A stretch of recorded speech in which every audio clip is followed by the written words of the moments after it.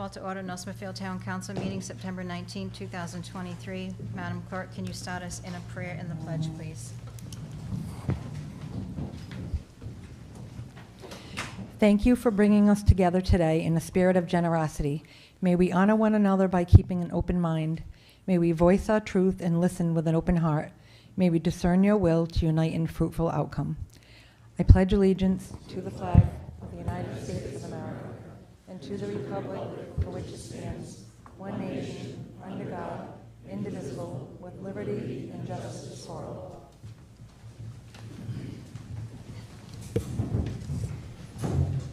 Roll call, please. Mr. Bjerregaard? Here. Ms. Hamilton? Here. Mrs. O'Hara? Here. Mr. Ogier? Here. Ms. Alves? Here. Our next item agenda is open forum, non-agenda items only pursuant to 42-46-6. The first person is it Francis? Could you just state your name and address at the podium, please? Francis Zigmont, 115 Elizabeth Avenue. Okay. I stand before you this evening seeking an abatement in regards to the interest that I was charged when I attempted to make my first quarterly payment. I was told that I was being charged 2 months' interest because it was a late payment. There was a notice in the Valley Breeze dated in their circulation August 17th to the 23rd, where the council approved an extension to September 1st.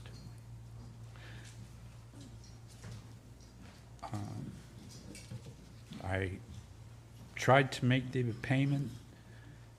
They deducted interest in the amount of $99.21 and said that it should be paid by the 18th, but yet the interest would go through the end of September. I feel I have met all the requirements by being there on September 1st, trying to make the payment, and was impacted by a surprise interest charge. I ask that consideration be given and an abatement also be given to offset the interest charge, as I feel I have filled the requirements as stated by the notice published by the town of North Smithfield in the Valley Breeze. And I'm sure there's probably other people here that were also impacted by this surprise charge. I know there was an elderly lady that was 3 taxpayers in front of me, and by the time I got to the counter, she had left, but then returned to ask why or what actually came about when she attempted to make her payment.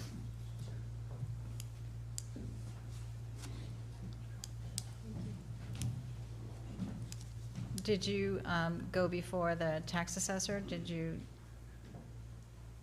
No.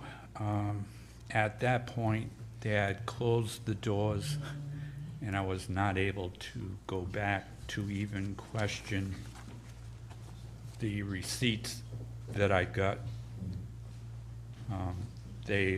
Furthermore, they also stated when I inquired if I was to pay the sewer assessment off in full, how would it be prorated? And they said it wouldn't be. You would be paying the full year interest.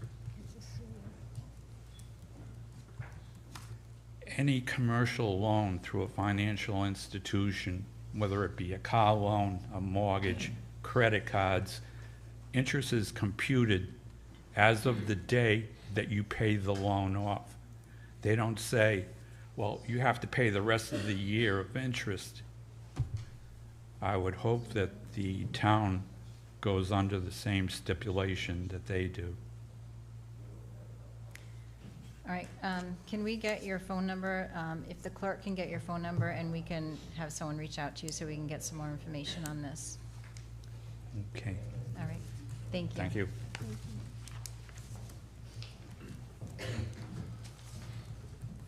Mike Clifford?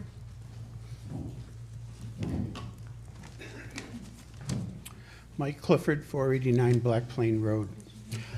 I wanted to address tonight the vote that was taken to move forward with the $18 million bond question in the special election.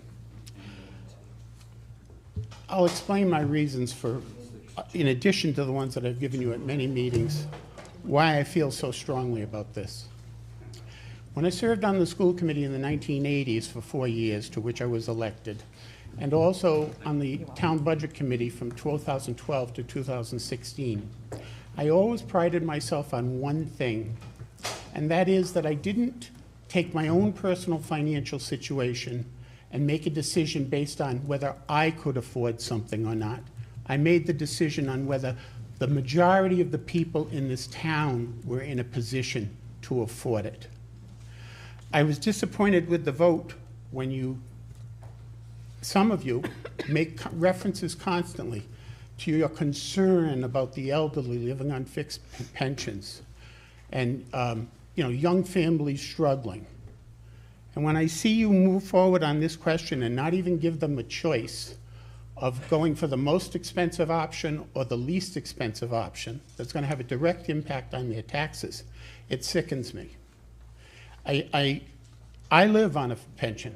I'm 71 years old, and I receive a state pension. It's open record, anybody can check it, $49,000 a year. I get 1/3 of my Social Security because the town that I worked in didn't pay into Social Security, so even though I'm entitled to much more, my Social Security check is reduced because I get a state pension. I got no health care upon retirement, and I had to pay for it out of $14,000 a year for the family plan for my wife and I. So I'm not complaining, and I'm not pleading poverty on my own defense here. I'm very comfortable financially. I made other investments shrewdly. But I do take exception to the comments that were made, Mr. Beauregard and Mrs. O'Hara, and should we all have to make sacrifices? Well, I guess that depends on what your income is as to whether you're really truly making a sacrifice.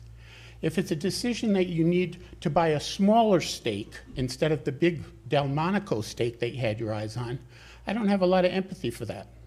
But a lot of people in this town are going to have to make their decisions not based on what steak to buy, but whether they should use how many boxes of Hamburg Helper this week.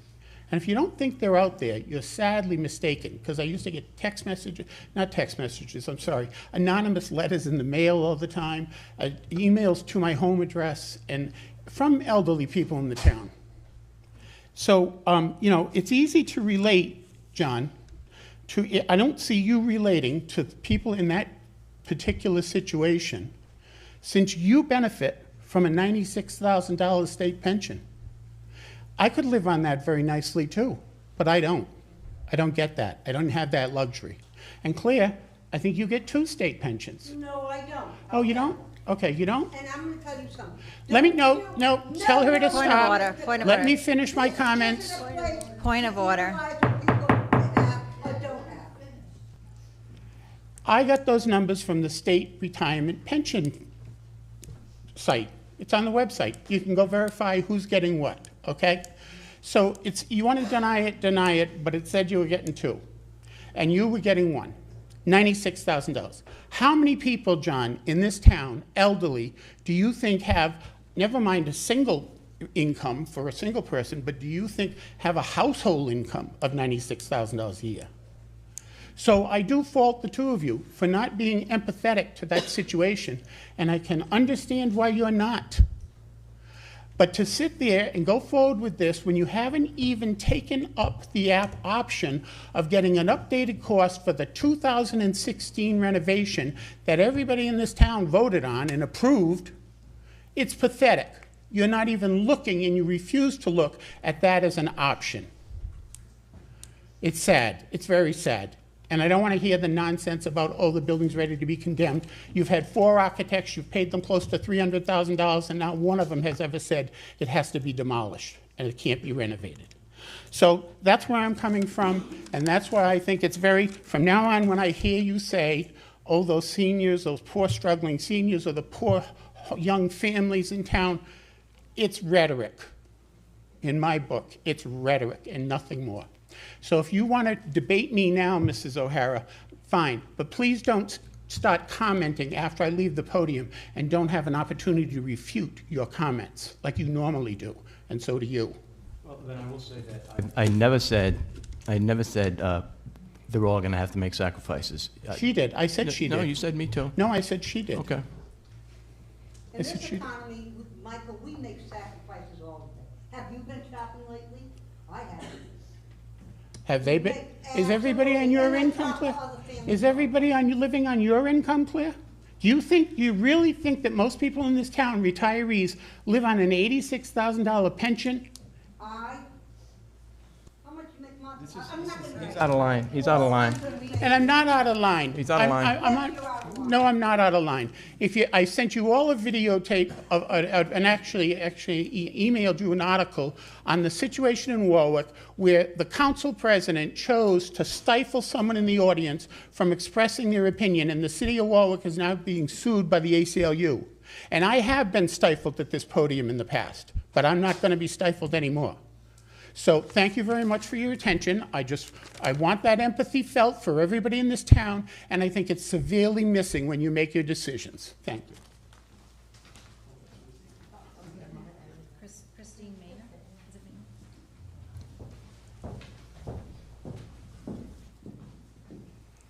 Christine Maynard, 89 Rolling Ridge Drive, Covington, Georgia.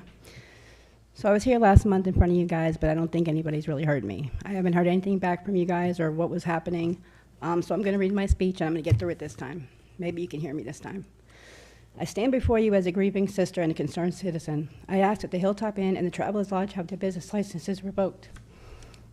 These 2 businesses are well known in the community for profiting on human suffering, either knowingly or unknowingly, preying on those who are most desperate and vulnerable in North Smithfield and surrounding communities. As far back as 2016, the North Smithfield City Council has recognized the inherent danger of these establishments when it demanded, in order to keep their doors open, the Hilltop Inn and the Travelers Lodge had to update their physical and security and implement new safety practices and procedures. Not only did they fail to do what they promised and committed to, they have actively profited from the lack of compliance. For example, the local outreach program has used this hotel often to house those who need a place to get back on their feet. Specifically, many recovering addicts are housed there only to find themselves in an environment that hinders any possible recovery. Sex workers use these rooms on a regular basis, as well as drug dealers. I could speak extensively on the countless complaints and police statements and testimonies, and all who have been harmed by the reckless disregard of this establishment. More importantly, I should describe the response I got when my 4 public officials about my intentions. They laughed at me. They laughed at me and said that the hotels have been a stain on the community for years. It's up to North Smithfield to remove those stains, and it's time to remove those stains. The health department should have condemned this place ages ago. Point in fact, this place is riddled with black mold, bed bugs, cockroaches, biohazards such as used needles. I have a video. I went to the Hilltop Inn when my sister passed away, and I went into the room. I had lifted a ceiling tile because somebody told me there was something up there. When a syringe falls down and hits me in the head, I have it on video.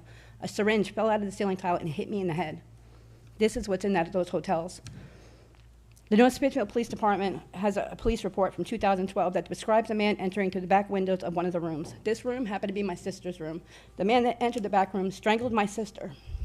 She didn't die, he just strangled her until the police showed up. This room the window has never been secured. My sister stayed in this room again when she passed away. It was the same room, 119. The window still wasn't secure.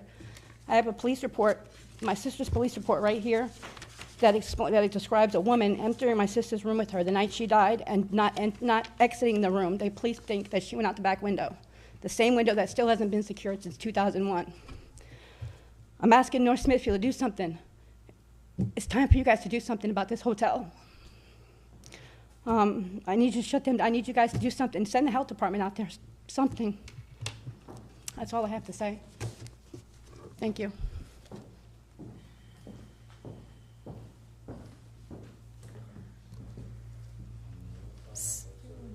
Cindy Curtis?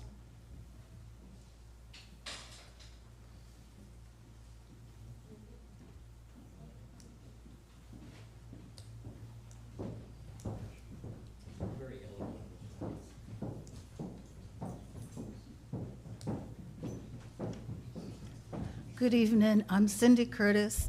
I live at 5 Old Field Drive. My issue is that for the past couple of years, I don't get the pickup of the waste, yard waste that is. I have spoken with several other people that are having the same issue. I do wonder is it the same contract the last 2 years? Is it going to be the same contract this year? If so, what is my next step that I can resolve this problem? Can you answer any of that? Would you be able to call the Department of Public Works and just let them know that it I has have not? called, that's another thing. I have been there in person, as I do everything in person. And I did obtain the telephone number, and they refuse. I have called the number that they gave me, and they refuse to answer. They who? At the waste, the ones that are taking care of the contract. Oh, at the disposal company, not at the Public Works Department in town, right? No, I didn't call. I've been there in person. Okay. I can relay the message and have them go by here and find out why it's not being picked up. Sometimes it's picked up, sometimes it's not. It's 1 week it is, 1 week it isn't. Next week it is, the next 2 weeks it isn't. Okay, Is it the same contractor? I believe so. is. The past 2 years? I believe Is so, it going to yes. be the same contractor this year? That means I'm still going to have a problem. Is it the same contractor, do you know? I believe it is, yes. Okay, thanks for listening. I don't think yard waste is picked up every week, though. I don't know, we'd have to get the schedule. I don't think yard waste is picked up weekly. Well, it used to be. Yeah, I don't know if that's the case anymore. We can find out. Okay, thank you. I'll talk to you later.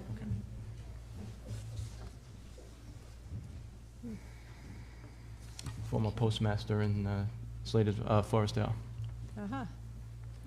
North Smithfield Town Council sitting as Board of License Commissioners, discussion by council vote or other action on holiday sales license, DBA Vape Shop and Glass Gallery located at 900 Victory Highway, owner Jakumar Probit.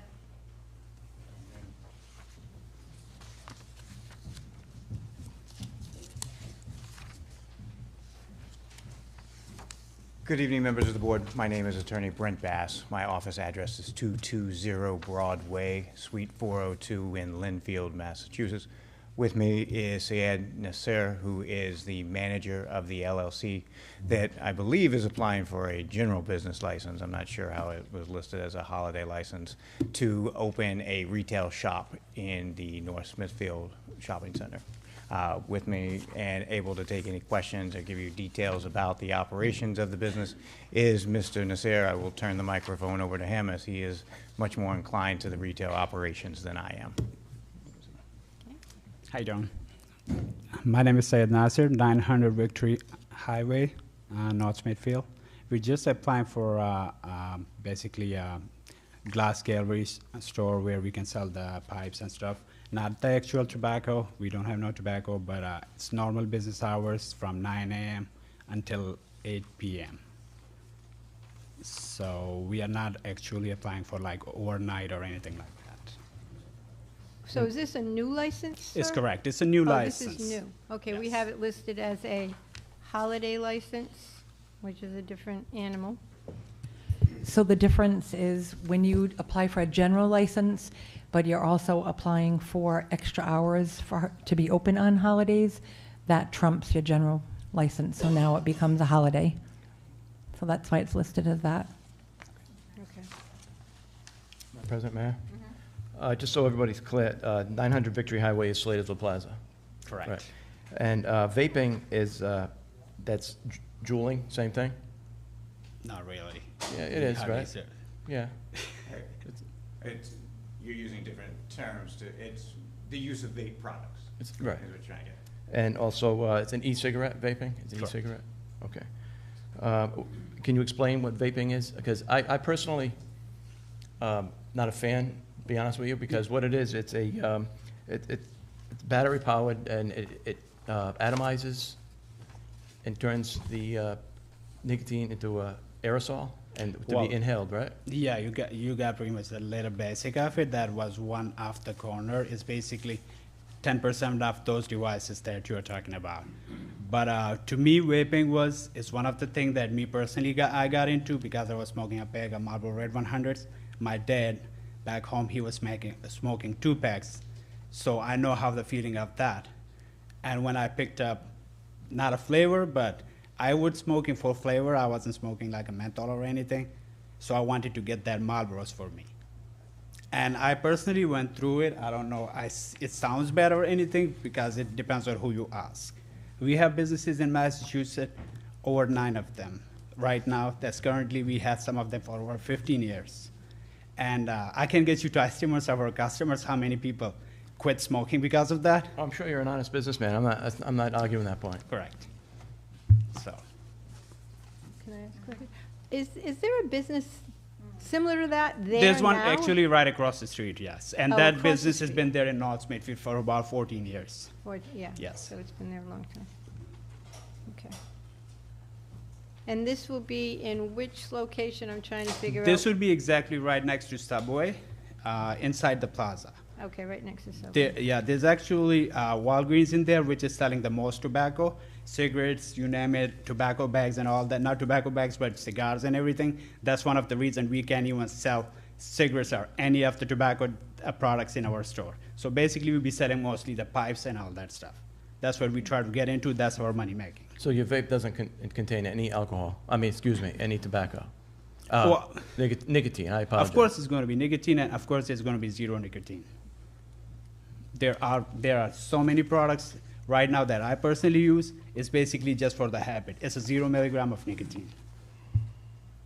And by the way, every single product that we bring in Massachusetts, that's the law now. We have to have a piece of paper saying that what's in it and everything from the manufacturers. So that's just, I'm throwing it out there.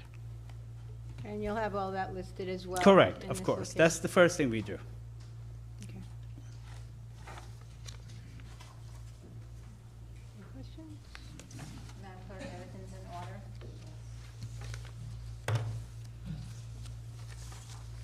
Anyone want to make a motion? I'll make a motion to approve the license of, wait a minute, Vape Shop and Glass Gallery, is that the official name? Correct. 900 Victory Highway, Unit 10, North Smithfield, Rhode Island. It's a motion, is there a second? Second.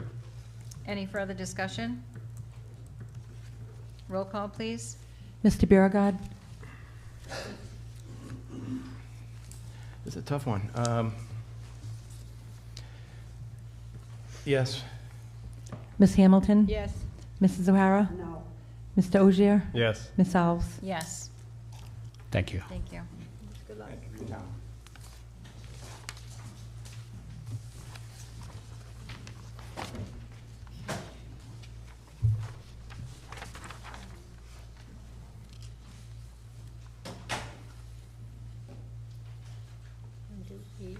The next item we're going to move up is new business E, discussion by council vote or other action on presentation from URI Extension. Ms. Jobier, sorry.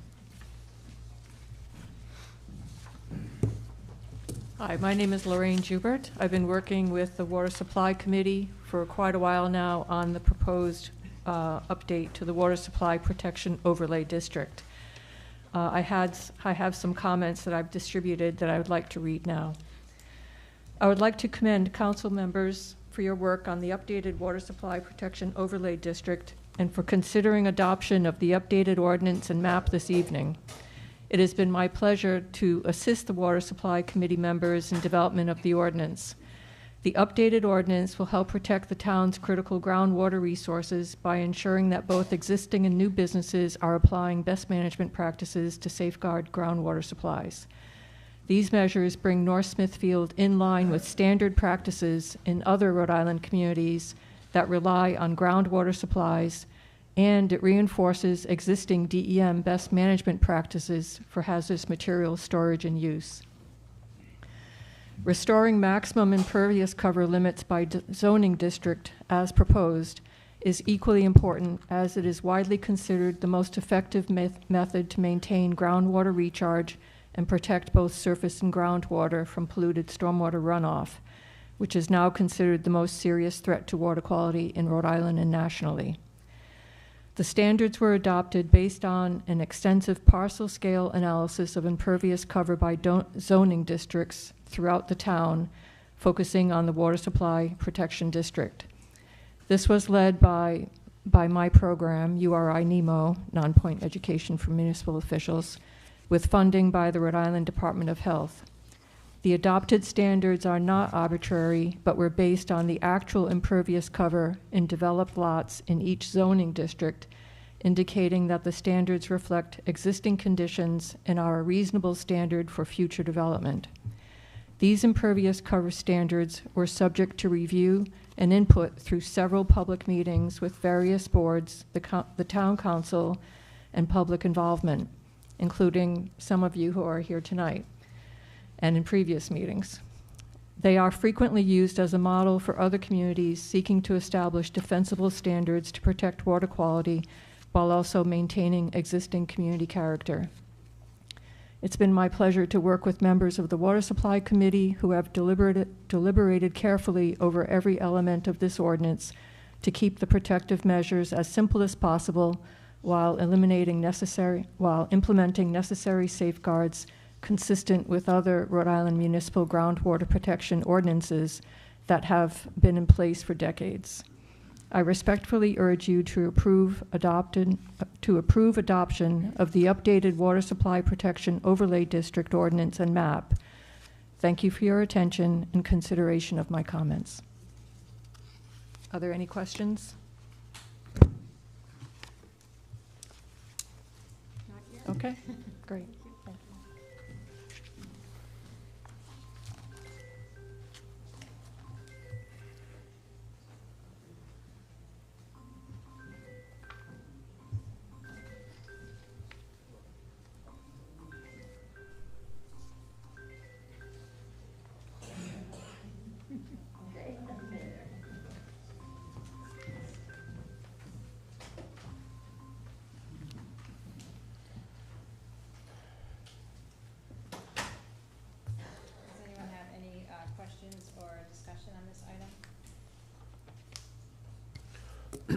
I'll just add that I want to thank Ms. Jobert for taking the time to work with the committee.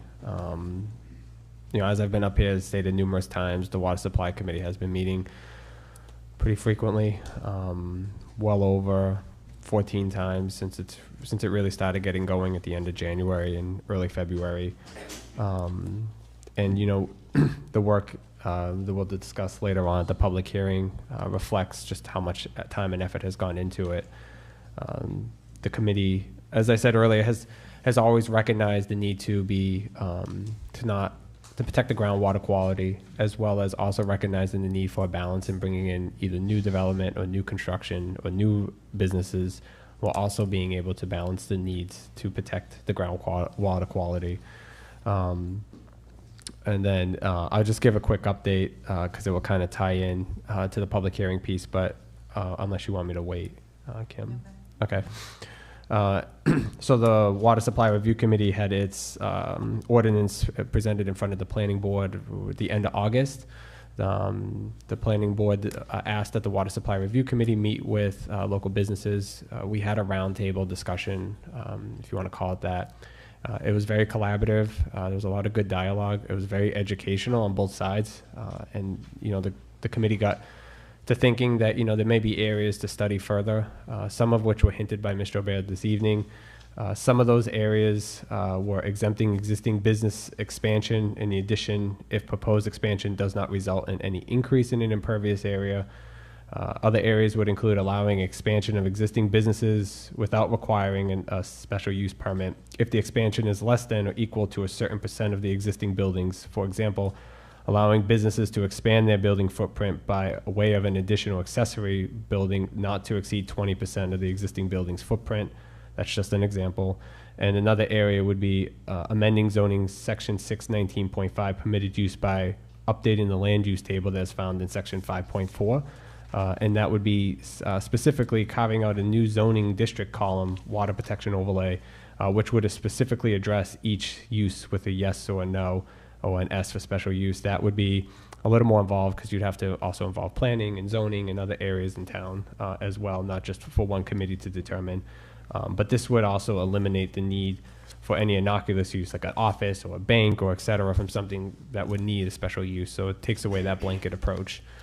These have all been discussed with the planner as well, and we agree that this could be another way to still achieve the same means of protecting the groundwater quality, while also not just saying everything that comes through needs a special use permit. And so I think those areas would further need some study, because the goal is to be a balance, not just a no, so. But I just want to, again, we'll talk more about it later, but I just want to thank the committee and everybody that's been involved, and that's where we're at right now.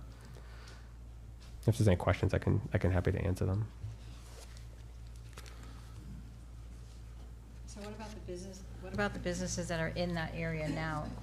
Do they have to apply for special use, or they get grandfathered in, or how does that work? So yeah, so they are non-conforming existing use. That's like the technical term for it, I believe. Don't quote me on it, but yeah, so they would be grandfathered in essentially. So anybody that was in there currently right now is grandfathered in. So it would only be on any new application going forward, or if you were to expand outside of outside the parameters of the special use. So like if you I'm trying not to get into the weeds here, but like if you had like say you bought a piece of land and you wanted to expand upon it and say put like 100,000 square foot facility, right? You would have to go through zoning. Anything that would require you to go through zoning and is deemed as new, I guess is the easiest way to say it, would require, if this was passed, the new parameters. If you are vested in a project and already in the pipeline through planning and zoning, et cetera, then you are not impacted by any of these changes. And to make this matter even more complicated, and another area for further study is that and starting on January 1st of 2024, the state passed a law last year that will essentially make the planning board have the ability, or will make the planning board have the ability to issue a special use permit. That will remove the whole back and forth timeline of, well, planning says now you got to go to zoning, and now zoning says you can go back to planning. You can get it all up there at once, and then really you're waiting on DEM, DOH, DOT, any state municipal agency at that point, which can take years to issue a permit sometimes. So that's out of the town's control. But at least that would help speed up the timeline from the town's perspective. So those are other things to take into consideration. And even if this is adopted before then, this would have to be updated like any one of our zoning ordinances to reflect the state regulation.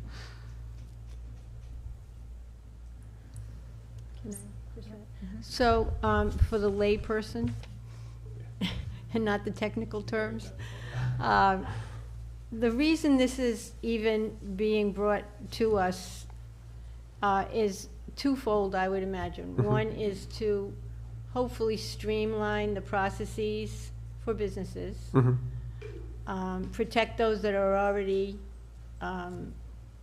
involved in the town, without having to jump through additional hoops, right? Yep. And very importantly to me is the environmental piece of it. So is that a good analysis of why we got to this point, and then how moving forward are we? Because I think when we have the public hearing, people will ask us questions, but just for the average person who's listening, why do we need to do this, I guess, right? Basically, and just in a brief synopsis. Yeah, so one thing is, going back to 2020, when the zoning ordinance was changed, there has been no record of the map, there's no record of a notice going out. I'm assuming most people here this evening probably got a notice in the mail that says there's a public hearing. The water committee looked into it. That did not seem to happen. The town didn't even get a record of a letter that was sent out, and it is in the zone. So part of what we did here is look to standardize that process, and whether people are for it or against it, at least give people the option to voice their concerns about it or their support for it. But yeah, it was really essentially to protect the future of the groundwater quality. There were a lot of respectable businesses, especially, over in the Industrial Drive area, which seems to be a lot of the focus on, where's that balance most likely needed in terms of preserving and working within the parameters set by the state, and then also to what are some of the land use decisions that the town may want to impose. And so, but not, obviously penalizing those businesses that have been long-standing, but making it so that you don't get some business come in and doesn't play by the same set of rules as well. So there's that layer of protection in there, and it's hopefully standard going forward. So yeah, it's really kind of what you said, but that was kind of what triggered it. Okay, thanks. May I suggest that we move to agenda item M, since that's what we're talking about right now, and move that up? Yeah, I was going to say we should move to the public hearing. So we're all set with E? Yeah, I think we're all set with E. We All can right. address further. Next item number, discussion by council vote or other action on ordinance amending zoning ordinance appendix A, section 6, supplementary district regulations, section 6.19, water supply protection overlay district, proposed changes to code of ordinance 6.19, water supply protection overlay district. Mr. Ogier. Yeah, so just to continue that that conversation that we were just having, in the packet this evening, you'll see that there's an affidavit of notice, and in this, it is the list of every resident who got a letter in the mail. This will live with the town so that in the future, if anybody's saying, hey, was there ever a notice sent out, this was a process that was has For been this meeting. standardized for this For meeting this going meeting. forward. Okay. Correct, and it's dated, so that way it's a record and it's easy to hopefully retrieve in the future. And then the council also has its packet as well. Some of those bullet points that I just spoke about that came as a result of the meeting with the planning board, and the planning board did not meet. That meeting got postponed because the council had their meeting last Thursday. So they will be meeting, I think, at the end. They have to meet within 45 days. So they'll be meeting by the end of the month to make their final determination. But I felt it was important that the public hearing at least be heard, and we would have to continue it until the planning board can rule. But at that point, in front of you is the ordinance that was submitted a while ago for first reading. Anything that would be discussed this evening would be obviously up for debate and discussion. Changes, it's still a flexible document. Changes can still be made. I would just ask that any changes are also in the spirit of trying to, find that balance while protecting the groundwater and preserving the environment area of that as well. And yeah, I feel like I've talked enough, so that we can open it up to the public hearing and answer any questions if needed. Would anyone like to speak at the public hearing?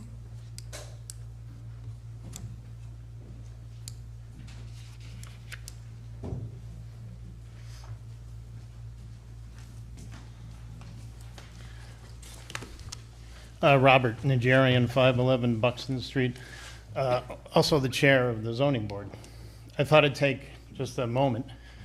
There's a lot of words, verbiage, technical information, and I want to give you the perspective of one of the people who sits on your side when the public comes. We have to deal with every written word and try to differentiate and be fair and consistent with everyone who approaches public, residential, municipal. So I know the committee has gone through great pains, and they're all very well intended, and my comments are not of the board, they're just my own as the chair, but as an individual member, just to try to give perspective of how do we facilitate and best streamline this ordinance so that we don't set ourselves up for appeal if we vote to deny, and or if we vote to accept and aggrieved parties feel that the ordinance either wasn't properly administrated because of all of the rules and regulations that are within it. So I'll be as brief as I can, and I did go to only one. I wanted to go to more. One of the commission meetings. I admire their effort. Another member of our board, Gail, is an active member of that board, very passionate. And I think all of us understand the intent. So it's not to question the intent, it's to make sure we try to get it right. So I'll go through quickly. These are just suggestions. One thing we did mention, if I missed it, I apologize. In addition to the map, we've asked through different cycles and different methods for a list, a specific parcel list, so that the zoning official, when the zoning office receives an application, there's no ambiguity as to trying to read what's blue, what's not blue on the overlay map, what lot number is or isn't in it. And so we felt it was very important that you generate a parcel list that will be inclusive of the map. Another thing to consider is to define so that it's written. If the map encroaches partially onto a parcel, does that dictate inclusion or does it not? Is it 5%? Is it 2%? Is it 30%? Again, the reason I bring these up, I apologize for the minutia, but that's what we deal with. When an applicant comes and they have a shrewd lawyer, if we give them an inch, they're going to take a yard because that's what the law provides for. So as specific as we can be would be best. Doug mentioned the new regs that have come out in 2024, which trying to streamline that whole process. Primarily, I think the motivation was for housing, to expedite that procedure. So this gives you a compelling argument. If those rules, in fact, are going to give the planning board the authority to issue certain special use permits, and since the planning board is filled with members that are exposed to groundwater and storm drainage and civil engineering construction on a regular basis, since that's 99.9% of what they do, would it not be better to move this, if that law provides for it, so that the planning board issues the SUP, the special use permit, instead of the zoning board? And the primary point is that we're lay people, if you will. You use the term layman's terms. I'm a builder. I understand all of it because it's what I do every day. But the majority of people do not know what a drainage structure is and what it's intended to do, or a retention pond. So you can't ask them to make very important decisions that are potentially hundreds of thousands and millions of dollars when they don't have the education to make it. You're opening yourself up, we are opening ourselves up for potential litigation.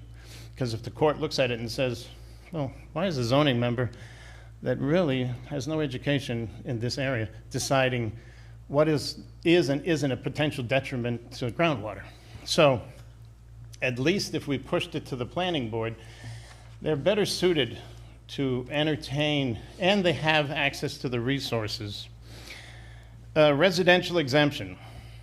We know that the majority of our property is residential. It appears, and the commission, I believe, spent a lot of time talking about it, trying to be fair and trying to figure out how do you deal with that, knowing that we can't administrate each individual's home. But do we exempt new subdivisions? Do we make them comply if they're going to have a groundwater retention system or a retention pond to be compliant? Do we include that design as part of the criteria of the special use? It's something to consider. A trigger. I had always talked about a trigger. So the trigger for residential would be just that. We'd have to assume there's no trigger for an individual homeowner, because you're hard pressed to think of what they're going to do that could significantly be of detriment. And the commission did note that they're going to have a designated campaign to try to educate all of us on what we can do at our individual homes, and that's a wonderful thing. But Doug, you did mention that was great that you met with the local businesses, because that was one of the issues I was going to bring up. The idea that we also need a trigger for commercial properties. If you have a 10,000 square foot building that's pre-existing non-conforming within that district, and you want to add 10,000 square feet, or you want to add 2,000 square feet. What is the trigger that requires you to make the existing parking lot compliant? We had that occur with the mosque. The mosque had an addition, and of their own accord, they decided to make the existing parking lot compliant with groundwater, proper storm drainage, the normal things that the DEM would require. So I think we need, in fairness to the business community and to us, what is the trigger? Is it 15% increase in the square footage of the property? What is it whereby they know that, well, my parking lot doesn't have storm drains. I'm in the district. I can build 1,500 square feet, but after that, I have to dig up everything and comply. So I think that would be helpful, because we're either going to squash the business that wants to, which is tax dollars, or we're going to open ourselves up to ambiguity. And counsel probably would correct me if I'm wrong, but ambiguity, the judge usually defers to the applicant, because we're the ones that are supposed to know what we're doing. So food for thought on that one.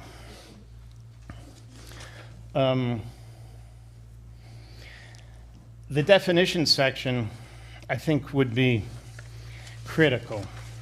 You really need, and the reason I can say it with a little bit of authority or confidence is that I served on the ordinance committee that wrote the ground solar ordinance. And literally, we read each word, because somebody else is going to read each word once it becomes law. So we have to make sure that every definition, every technical term we use has the proper definition that cannot be challenged, or if it is challenged, can easily be dealt with by an applicant.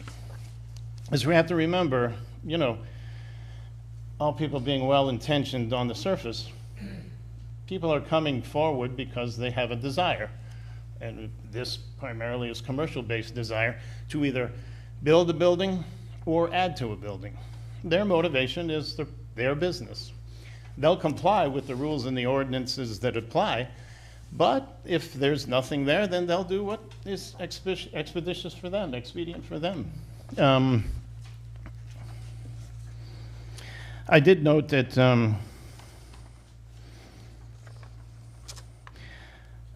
there are some phrases that should be defined, but that you guys can look at that. The MU1 and the MU2, I believe there is a potential for a residential component in MU1 and MU2.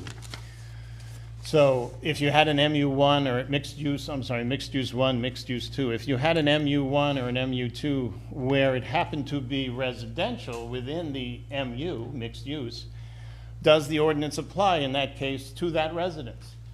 It would seem unfair if it did, if 3 blocks away in a different district that's residential, it wouldn't apply.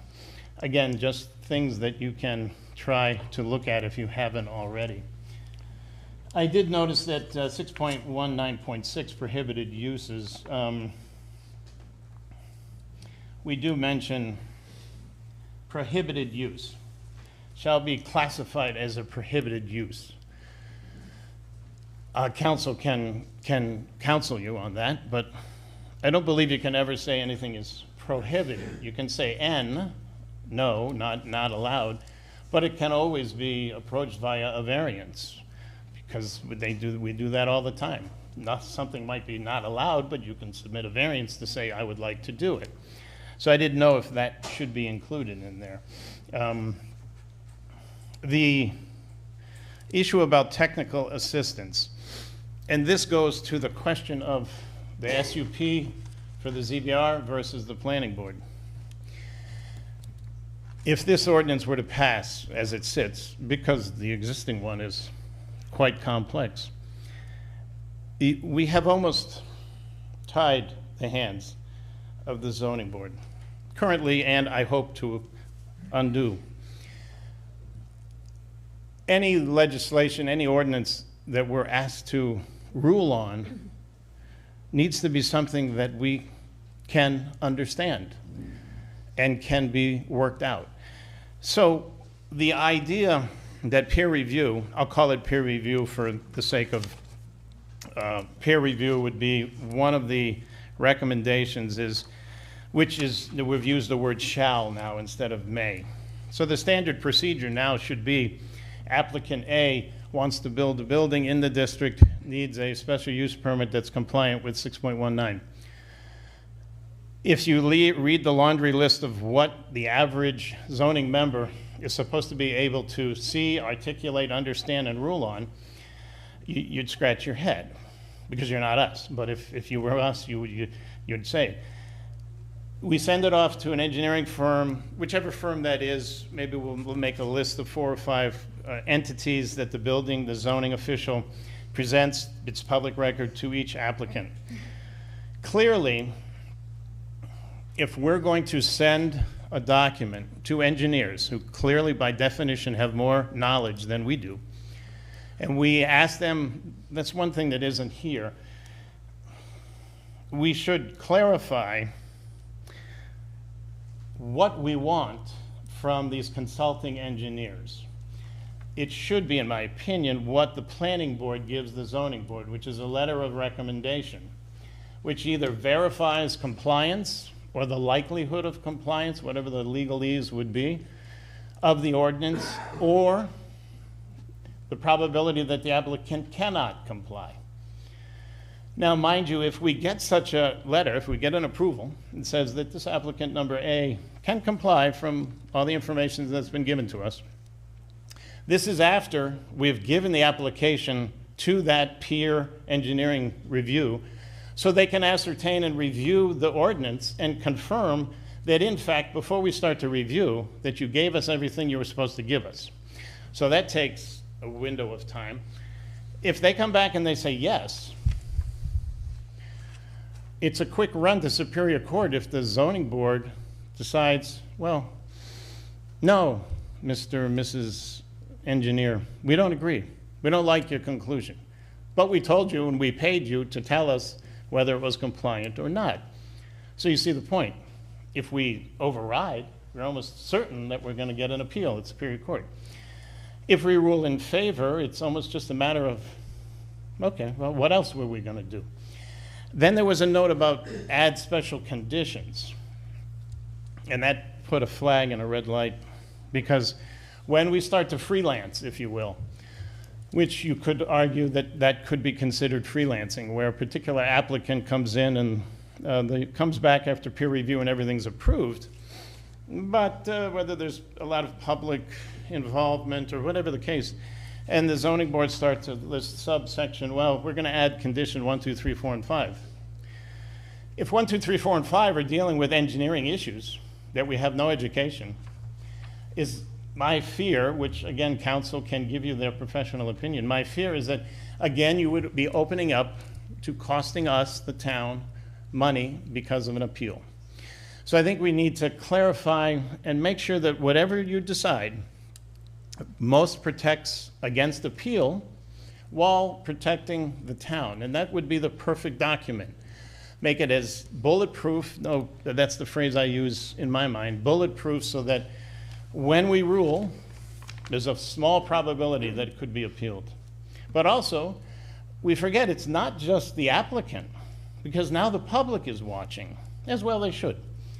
But if we rule on an applicant that maybe you don't like this business, and we rule in favor because the peer review said, yes, they can comply with everything you wrote, but you just don't like it. If we miss one T or one I, and you wanted to, you can go to Superior Court and appeal as an aggrieved party. So we have to be respectful for both sides. So that's why I think we need to make sure that you, and that on 6.19.8, the last sentence, this is, could be considered a little problematic. The board shall document the basis for any departures from the recommendations of the town, of other town boards or agendas in its decision. I mean, I assume that what that means, it's ambiguous. So I think you need to at least look at it and try to clarify exactly what you meant. Because further on, or in this process, what should happen is applicant A submits to the zoning official. Zoning official has a prescribed list of 4 or 5 approved engineering firms, be they whatever the criteria is, that have been approved. Another thought was to say to the council when you're reviewing this ordinance, do you give the applicant the 5 names and say, you can choose? Or does the zoning official say, no, we're giving it to entity A, and if A is too busy, we'll give it to B? You should clarify in writing. If it is at the discretion of the applicant to choose from the pre-approved list, I don't know what other cities and towns do. Or does the zoning official just say, I called and company A is the only one available? Now the other thing is to clarify in this text, the first thing that then should happen is the applicant goes directly to that peer review before any other person in the town sees it. Because it's not relevant to send it to anybody else until we get it back to the zoning office and with a response that says, there's missing documentation, there isn't. They could be compliant or they can't. Because if we send it out to other boards, as it's written here, prior to getting feedback, we're just going to create overlap and delay and redundancy. So I think we have to reword, there was one word used, quote, expeditiously. Now we all know what expeditiously means, but you have to use that in reference or in context to what you're doing. This entire, the sanctity or the effectiveness of this document when it's approved with its revisions hangs on the peer review. That outside entity that represents us, all of us, and will review and say, yeah, company A does comply.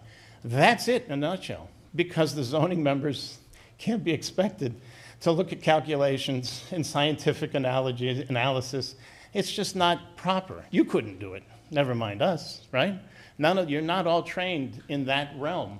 You defer, just like you defer with legal counsel, you defer to counsel. In this case, we're deferring to professional engineers. So I hope you can do something with that. And I guess we should, for the benefit of the zoning official who has to enforce this, I guess you should probably put clarifications on how he or she would define or differentiate between what is required, what requires the services of a geologist, a hydrologist, so that we're getting it right the first time. There's a lot that can be done behind the scenes, but the more words and the more clarity that you can put, the better. It doesn't matter if it's a 25-page document, if it's concise. And there's a lot of technical information, so it's understandable why it's not always concise. Again, council can weigh in on 6.1, 9.8.1, the last sentence. If the applicant withdraws, you inserted the phrase with prejudice, and that they have usually, I don't believe, sometimes you can withdraw without prejudice or with prejudice. I didn't know why we needed to use the word with prejudice, because then you're kicking in 12 months automatically, as opposed to just withdrawing it and saying, go back to your drawing board, if you will, and come back whenever you want to come back, if you have the documentation correct. I can answer that one real quick. So that kind of came in conversations with the planner as well in terms of how the planning board would handle an application. So they would normally dismiss with prejudice for 12 months. So if it needs to be a discretion of the board or whatever, then I think the language can be flexible, but that was kind of where it was in tracking. And I think we could just defer to, if council, whatever council. Yeah, the language we can definitely clean up. I'm sorry, I need the glasses for you, but not for this. This is where I noted it in 8.3, shall transmit forthwith. So the only thing I was saying is let's clarify what forthwith means. You should probably qualify it to say after the peer review is received by the zoning official, only so that we don't have people who may be actively involved on the public side, watching and listening, which they have every right to do, and they should, and they start to look and they say, well, that's not forthwith. How do you define forthwith? Okay, so let's define it, and now reasonable people acting reasonable, as long as it's within the realm of reasonable interpretation, then I'm fine with it.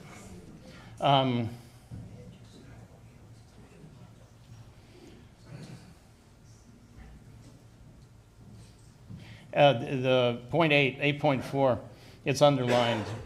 Proposed use has met the recommended criteria, which includes but is not limited to. 8 and 9, by my interpretation, are future events. So how can they be part? You could put it as it doesn't even need to be a condition because it's in the ordinance. So we don't have to put a condition on a special use permit for applicant A, noting 8 and 9 because it's in the ordinance. And after the board grants an ordinance of any kind, we're out of the equation. It's the zoning official that then has to enforce it.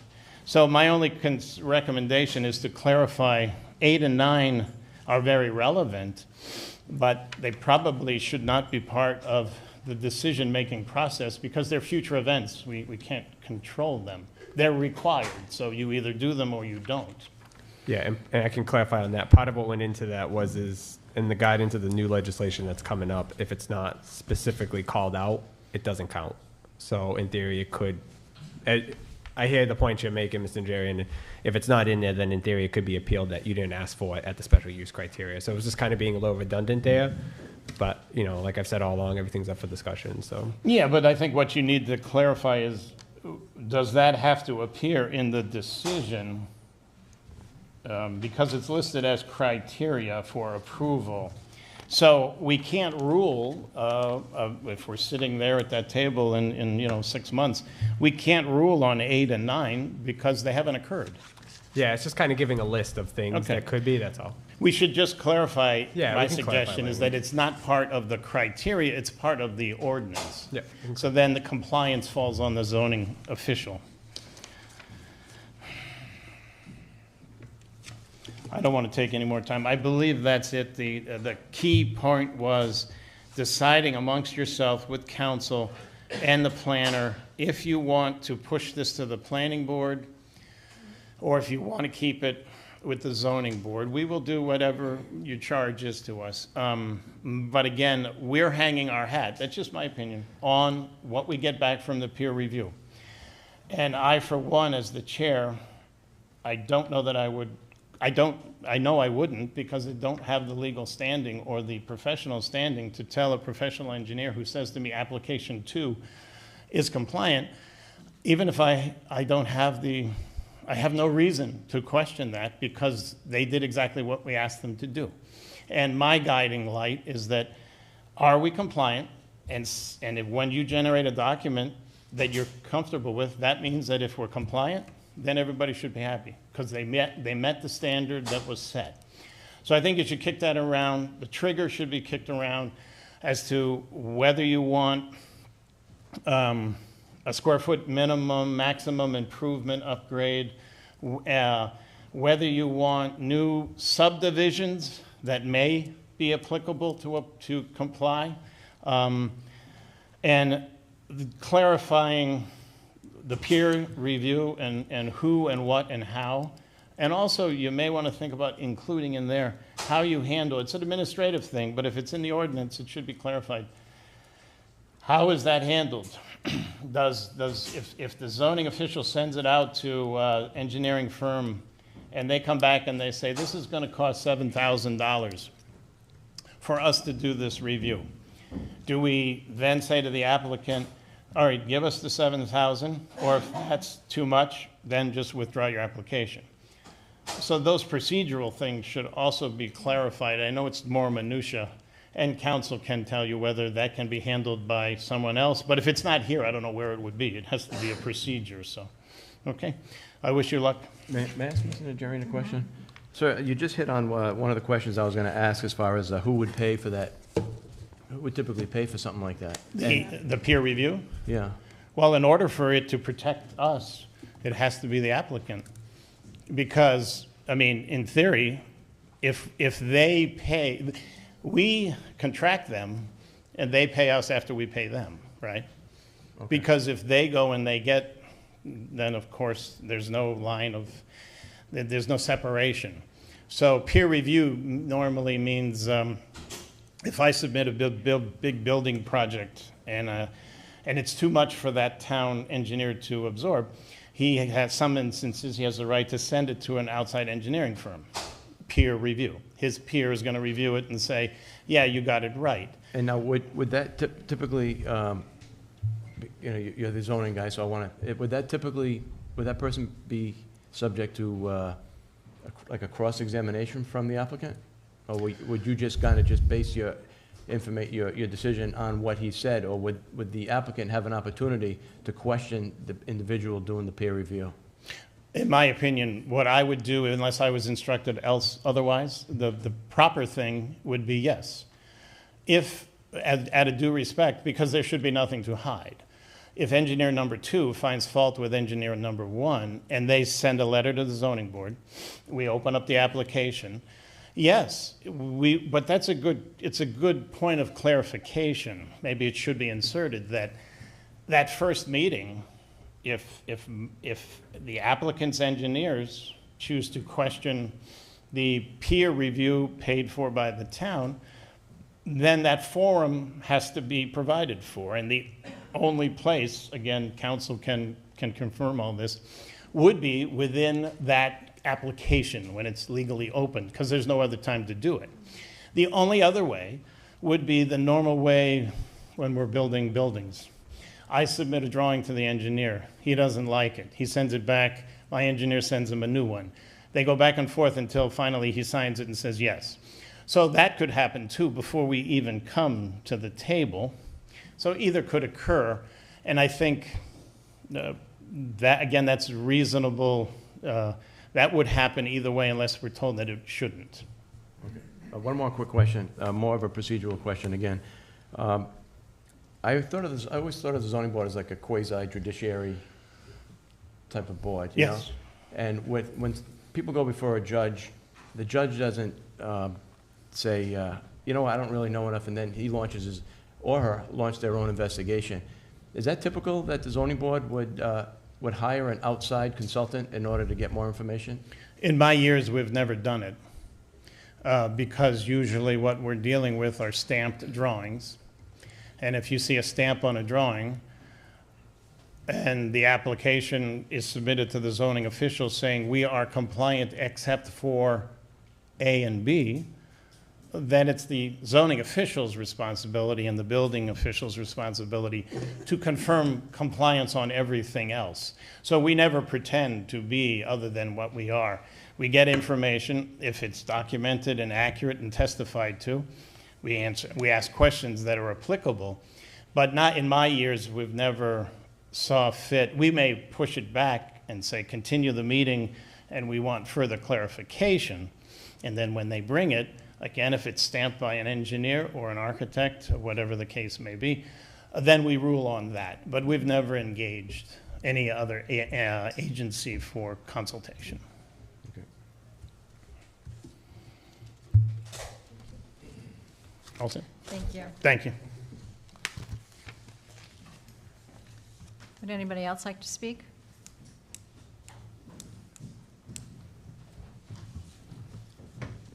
Good evening. Robert Benoit, Anchor Subaru, North Smithfield, Rhode Island. Anchor Nissan as well. I just was asked to come, and I'm kind of getting up to speed. I haven't been to the other meetings, and I guess I'm listening to everything that's going on with this, and I guess that my big question is, we already have all this. When I developed my properties, when I did the development, it put it into a major land development, which automatically triggered compliance at all state government levels, DEM, Department of Health, everything. And I spent a pile of money in years, a couple of years, complying with all that. And, our facility is as clean as anything you've ever seen. All our drain water is captured and cleaned, and runoffs, underground cleaning and filtering, and it goes into, and ours goes right into a stream that goes to the reservoir. So they're on me like you read about. So I guess my question would be, why bother? I'm listening to whoever just spoke. I appreciate his concerns. It opens up this Pandora's box of you're putting yourself in the middle of something that already exists. And getting other professional opinions. I mean, I've hired a lot of engineers in my career, I've hired a lot of attorneys in my career, and there's conflicting opinions, different experiences and knowledge, and there's a wide range. If ultimately DEM or a state official, a government body says, look, you're compliant, why does it need to really go any further, and why would you want to inject yourself in that controversy? Because I'm picturing if I'm doing this and I'm paying your person to review it and I'm paying my person to review it, I could spend so much more money and time getting those two people to agree. What if they just dislike each other? And I've seen that happen. So, it's on our dime and time and energy, and time goes by and the projects just don't get done. When in the end, if you're compliant to DEM, why not? Why does it need to be any more than the obvious that it's compliant and it's clean? I mean, I could go on and on what I had to do on that property to get it compliant and what I had to do, but it was millions to get the groundwater cleaned. It had to be at a certain temperature coming out of the pipe so it didn't go off my property more than 55 degrees. The septic system, you could drink out of it when it's done. The water, I've spent hundreds of thousands on water. I'm trying to get a water line, but it's it's just, how much more do you need to do? I just don't understand, honestly, at all why this conversation's even coming up. So I'm gonna step back at this point and allow someone to tell me why, but I think you're kind of barking up the wrong tree, in my opinion. So But go ahead. where's What's your the business? issue? Sorry, no, I don't mean to interrupt. Where's your business located? Right on 146 in North Smithfield. Okay. So I don't think Anchor is a part of the groundwater overlay zone. I could be. Oh, yeah. Okay, so so this really came out of an area of back in 2020, the map was changed, right? And there was a lot of concerns over the map being changed and everything being exempt, et cetera. So really this was to look at, okay, do those decisions, are they consistent with the comprehensive plan, right? Do we want certain land uses in certain areas? We did speak with multiple people from DEM, and they said ultimately it comes down to what does the town really want in that area? And that's why I was saying after we met, and I would love to have a discussion with you further, is are there certain areas where maybe in the education that the water board learned, do we need to look at it a little bit differently and not just apply the overall special use permit? Because the one thing we did learn in that conversation was how much time, how much money is spent, the reporting requirements through DEM, and which most of these are captured in the ordinance currently right now. We try to not deviate too much from DEM, but we also recognize that not everybody, you run a respectable business, not everybody will, and we don't, and the town unfortunately does have a history of poor water quality. And I know, the argument could be made that as the times change, the regulations change, but we all know that people, I think Mr. Njerian just said, people are going to try to do, what they can navigate within the means, right? So the reality is DEM may or may not come out every time, right? There may be certain businesses where they do, and there may be certain businesses where they want. So do we have that standard in place?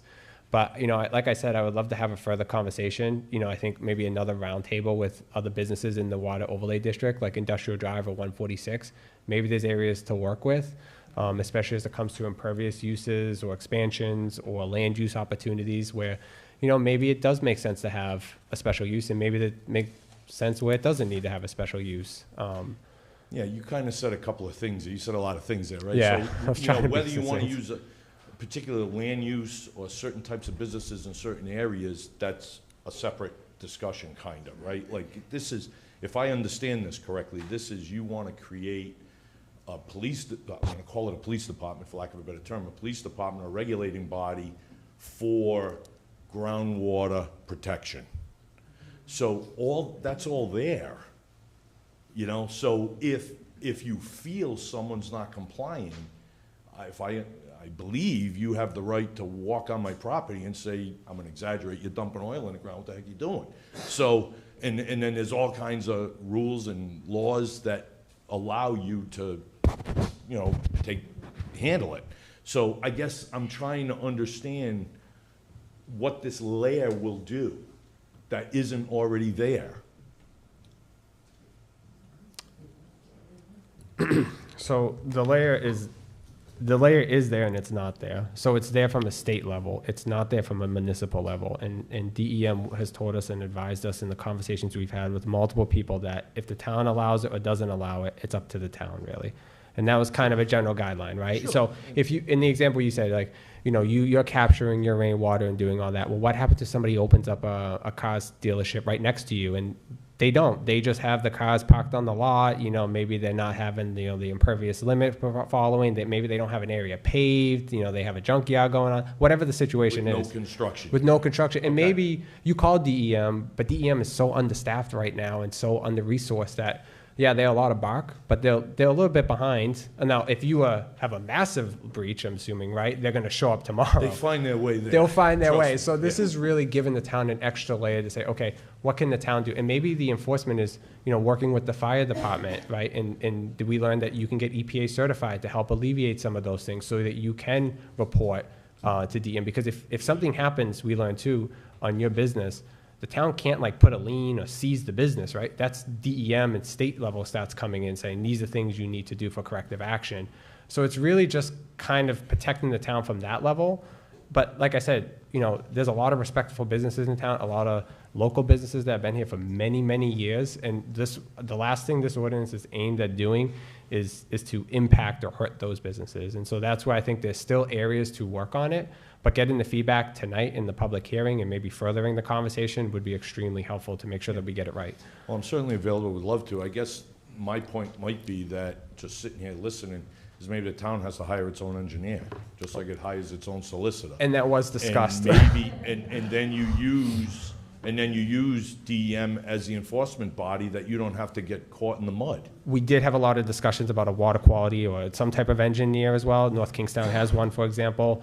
But then there was impacts or concerns about what does that look like from the budget perspective, et cetera. Okay. And So, but there you was a cut benefit to yourself- it. But if you do that and you use the state agencies as your police department, for lack of a better term, you cut yourself out of all that litigation. So all you're doing is bringing it to their attention in a professional manner, and then people have to, you know, if someone's dumping oil, you can do something about it. I don't know, I'm just, Yeah, it's a again, valuable just sitting there conversation. listening to it, like, I just know that when I did, all I can tell you is when I went to the planning board and it went into a major land development, it triggered my old well was no good anymore. Like, I went through so much and did so much and paid so much money in the end. Not that it's a money discussion, but I did. And we're as clean as, you know, we're as good as we can be, as good as anybody can be. So, you know, just be careful on how much complexity, that's all. Yeah, Because it gets discouraging. I mean, just from a practical perspective, you know, even me today, as I sit there and think, maybe I could do this, maybe I could do that, I'm hesitant now, you know, because I just don't want to deal with it anymore, you know, and long-term, that may not be a good answer either. Yeah, and that's not the intent of any of the I proposals. get it. Yeah, but I've that's, always but that's believed. the end result. For every action, there's an equal opposite reaction, right? Right. So that's where you end up. Yeah, and what's in front of the council tonight may not be the final product, right? So like I was saying earlier, the balance I think is important. Obviously, there's So, more right, conversation yeah. that needs to happen, but, okay. I'm Thank good. you. Thanks, guys. Well, I'd like to comment to all the business people here. The business people I see here, you've taken great pride in everything you've done. You went by the book, and even above what you possibly had to do. Thank you. But that's the person that you are. The Jarvises, Mr. Black, when he had his business, the pride they take in this town, that's the exception. We're lucky to have you, trust me. In the future, we want to make sure they have the integrity and are doing everything they can, not only for themselves, but for the people of this town, by not harming the environment. And I have not heard anything otherwise from the men that I mentioned, and there's others here that, with my yielding black eye, I can't. Now, there are good people in this town, and we want to continue it. And I even think you monitor yourself business people in this town have monitored themselves. They know who was doing the right thing and who was not. And for those who did the right thing, like yourself, I love that highway. When we come in, we see that wall, we see those buildings, and it's always upkept very well. It's welcoming people into this part of northern Rhode Island. Thank you. I guess the only other thing I'll add, and I appreciate those comments, I think the only thing I would say, it's kind of like when you run a business, right? You don't want to make large policy changes for a small minority of the issues, because then you bog down efficiency, right? So you just want to make sure, look, no one wants to harm the environment. We get it. Tell us what the ball game is, and we'll play on the field. But you add in these layers, and it's probably for the junk, for one guy, a junkyard dumping oil in the ground, let's say, right? That's such in today's world, that just isn't. It's just not like that anymore. Like, I don't know. I know a lot of businesses, and no one's like that anymore. I mean, it's just an anomaly. I mean, you can have accidents. You can have accidents. I'm not a manufacturer. Maybe a manufacturing accident. Who knows? But, look, all I can say is, be careful how much you put in place for a small potential. I understand groundwater is a big deal. Believe me, I spend a lot of money taking care of my groundwater. But again, you might be able to deal with those exceptions within what you have today. Thank you. Thank you. Anybody else like to speak? Jason Jarvis, 140 Industrial Drive. I want to thank Bob Benoit, because we haven't talked, but and I believe it was Robert, because it's an education every time we come to these meetings, right? I think you guys are getting an education, we're getting an education.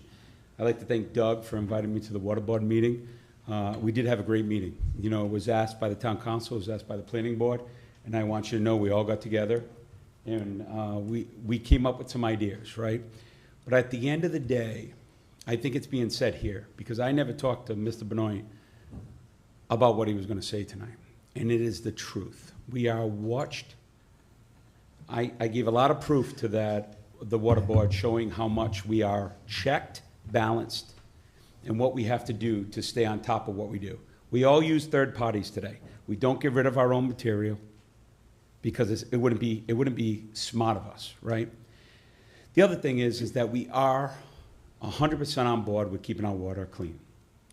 But we have a lot going on in this town. Maybe the greatest potential of growth this town has ever seen, with certain purchases that have been made. If we look at those purchases and have to go back when we bought the properties to what we have to do with the properties, and then having another level of regulation, it just doesn't make sense. And we had a great talk with the Water Board and everything that they want to do. The business wants to support them. We want to support them in education, but we don't want them to stop new businesses. What we want them to do is have the ability as a town to police what's here. So if you say, Mrs. O'Hara said great things, thank you. I've done business with many people. If you say that you want to check us to be good, 100%. I'll raise my hand to that tomorrow. If you tell me I can't build something, get your checkbook, because I'm going to build it. You have to understand that us business owners, we don't want to hurt this town. Not the ones that are here. But anyone coming in, if they're going to hurt you, you have to have the ability to check them. So we talked at the meeting. We want to help you police what's already in place. If you don't think DEM does a good job, if you don't think the fire, and not that they don't do a good job, but they don't have the ability, if our fire chief or the inspector comes into our unannounced, comes in, checks our buildings, if you want to add some more to them, let's educate them. If if us as business owners have to help in educating, we're all for it. but we cannot stop new businesses from coming into our town. When I was 27 years old, I bought my first piece of property in this town. I own a lot of that industrial park with the help of this town. Let's not stop the next guy that has the ability to think forward. And maybe even buy me. Maybe it's my son. I don't know. But let's not stop the next person from having the ability. But I don't mind policing them. Because you say we do it right. You just said, Mr. Benoit, you're a great company. Well, you can't judge somebody before you know the truth. So do we have to educate our fire department to do more? Do we have to have an engineer that we talked about? Do we have to put something in front of this town council that says we need these people? We need to raise the fire department. We need to give more to the police department. We need to give. That's a whole nother, thing that we have to go to and we got to vote on. But this business, I know how many of these guys donate money to this town. We would love to help police everything, but at the end of the day, you can't stop somebody from the American dream.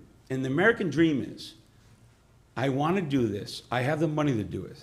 I paid an engineer. I have DEM approval. I'm going to build this property on 142 Industrial Drive. I don't know where that is, but I'm just using it.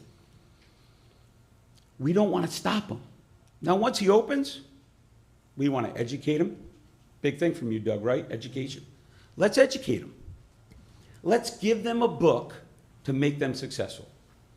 What is that book? Well, based on your industry, there is a book. There's an OSHA book if you have a print shop like Mr. Black did. If you have a paint shop like I do, we all have to agree to OSHA and all the EPAs and the DEMs and everything. All we have to do is have somebody that says, this isn't right. You're not finding them. You ask them. You ask a business owner, hey, I don't like that. Why do you have a 55-gallon there of oil? Chances are they're going to go, holy I can't have that there, right? But if they don't, then you make your proper calls, which is your OSHAs, your DEMs, or whatever else. Call in the fire marshal. What I'm asking this town council to do, and I know we're already postponed maybe the final decision, but to really think about our businesses as being our partners in this town, because it's so important. If this town's going to grow and succeed, it's got to be through our businesses. We don't mind paying our taxes. We don't mind paying back taxes on properties that are in default. A lot of these guys have bought a lot of these issues up and taken care of them. Please understand that the next guy might be me. The 27-year-old, not anymore, obviously, but came into this town, 1997, raised my family here, own a lot of the industrial park, because this town believed in me. It made me feel important. Please don't give up on that, because I think it's very important that we support the businesses and then we police them. But we don't stop. So I really like to thank Doug. The water board was great. And I got to tell you, you guys asked us to meet the planning, I think it was planning, and it went 2.5 hours, guys. It wasn't like it was a 10-minute meeting. We all walked out pissed. We shook hands, and it was a good meeting. So I want everyone to know that that's important to me, too. Everyone won at that meeting. It's got to be a win-win for the town. The business owners don't want this town to have bad water. So please understand my passion and the other business owner's passion, because I think we're all on the same page. It's just how we get there. In taking away from the businesses, the startup business, because that's the most expensive. Me and Mr. Benoit, we can do something. We can get by with a couple engineering plans, but the 27-year-old can't, and he might have the best business idea for this town. Please don't stop him. Thank you. Thank you. Thank you. Anyone else like to speak?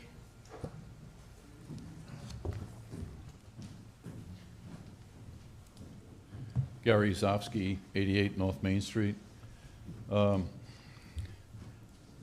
here tonight just as a resident, though I have common interests with many people who've already spoken. I don't represent anyone. And, you know, I spoke against this ordinance, I believe it was in 2006 when it was first proposed. I didn't like it then. I don't like it now. And I don't think we've made it any better. In fact, listening to, most of my comments have been, in the past, have been oriented to the issue of environmental protection. That's what I did for 20 years. Listening to Mr. Najarian really caused me to think that I should be speaking as much about the process as my concern for the environmental issues. But I have to leave that to others that can handle it. I do, have a problem with some of the description of why we're here. The idea that something was done improperly in 2020 bothers me, in that our boards and our councils are always represented by competent legal counsel. The idea now that we sit here second-guessing things that happened 3 years ago is something that I have to think more about as we go forward. I really think that we're here tonight because as one local reporter characterized it, this is simply a reaction to the MST expansion proposal. That's why we're here. So, in my view, my comments tonight are based on experience of having, as most know, 4 years as the town administrator, 2 years as a member of the Sewer Commission and its former chairman, 5 years of work with the Planning Board, and a few on the former Water Authority, all of which taught me quite a bit about North Smithfield. Beyond that, I am a professional engineer. I practiced for 20 years in groundwater remediation. I've been a Massachusetts licensed site professional, a Connecticut licensed environmental professional, and managed close to 100 groundwater remediation projects in New England, including 4 gasoline and 3 fuel oil sites here in North Smithfield alone. While I was the administrator, I also made effort to make sure that our facilities were compliant. I was told that I shouldn't go through the highway barn because of what I might see. Well, I did. And, up until, I guess it was probably 2018, the floor drains in our highway barn went out to who knows where, underground. They were closed, as they should have been closed probably 20 years earlier. In any responsible environmental view, it was wrong to have them continue to exist. What I learned in this discussion, if you went to Mr. Benoit's facility, you'd find that his floor drains in his garage take the rainwater that comes off the cars that come in, or any water that comes in on the floor, it gets evaporated. It doesn't go out into the ground. That's what business is like today. That's what's happening because of current regulation that already exists without the benefit of this initiative to try to effect our own mini DEM type attitude. I've been qualified by both courts and local zoning boards to offer expert testimony in groundwater assessment, migration, and remediation. With all that, I think I hold a rather unique understanding of North Smithfield, both above and below ground, with my role on the former Water Authority, perhaps the most enlightening, where we spent hundreds of thousands of dollars studying our subsurface water resources. I'll repeat the comment that I made in prior discussion of this ordinance back in 2006, when it was first considered in the aftermath of Dowling Village. There are extensive federal and state laws already in place today to protect our environment. And the groundwater problems that are referenced of the past, what are they? I mean, we're looking at LR&R. That can't happen anymore, folks. I mean, landfilling is just not coming to North Smithfield anytime soon. The other facility over the Burrillville line, the name is escaping me as we speak, as I speak, similar circumstance. Those kind of dumping circumstances are, not allowed. They were allowed back then. But we're talking 1960 and 1970. It's an environmental world away. The issues that happened at the Amprex facility or at the Stamina Mill, I mean, those, whether they were simple accidents or sloppy handling, materials don't get handled that way anymore. They're double contained. Even our highway garage finally has an SPCC plan. I'm not cavalier about environmental issues as it might sound. I mean, I required that we actually put in place a spill prevention, control, and countermeasures plan that we should have had 20 years earlier. And we refurbished our storage of all of the fluids that are in our hands at that facility. And then we upgraded our fueling facility to make sure that it didn't become problematic. And we went after the groundwater problems there created by spills of waste oil and gasoline and hydraulic oil. We need to do those things. We need our groundwater to be clean, but we don't need uber regulation. Some of the problems of the past came from because of compounds that are no longer in use today. People don't play with chlorinated solvents the way they did in the 1960s. And some will point to, well, we got now PFAS at the high school.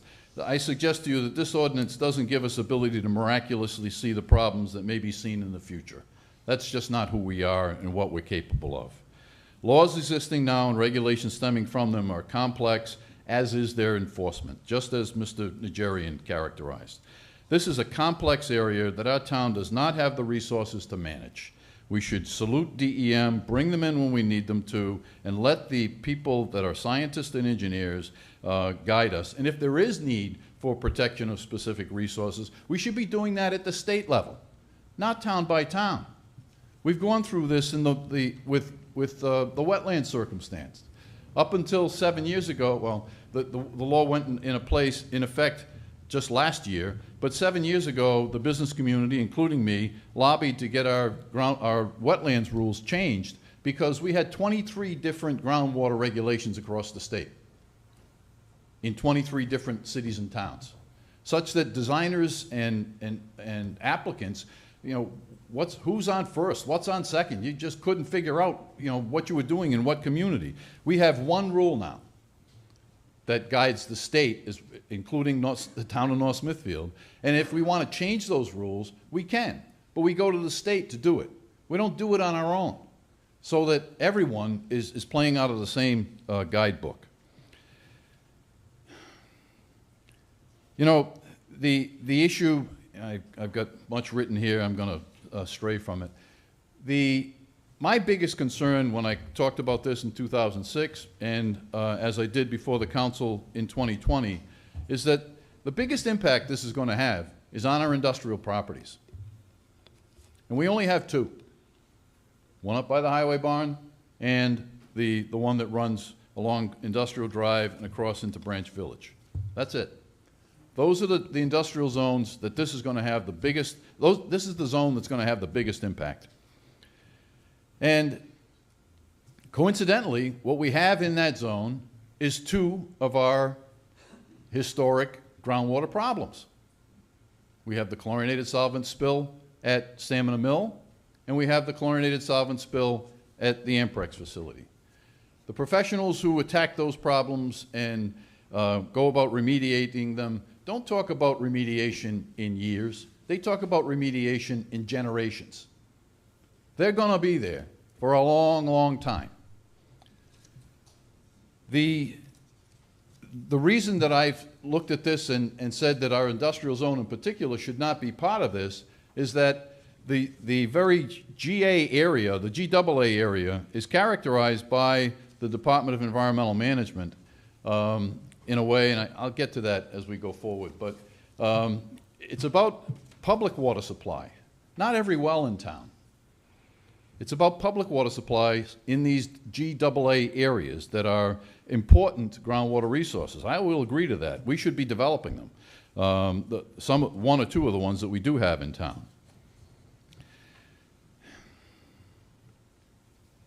You know, the proposal before you attempts to rectify some of the senseless elements of the existing ordinance, which is good, I guess, but there are examples in that I think are important to look at. The current ordinance says that we can't put hair salons or car washes in the current zone. And it didn't occur to me back when this first went in place, but in reviewing it now, I thought about that, and you know, we did a lot of remediation all over New England. I never recall doing anything on a car wash site that didn't involve fueling or a hair salon. And we also did, in addition to remediation, we did a lot of site assessment where properties are being transactioned. We did thousands of those.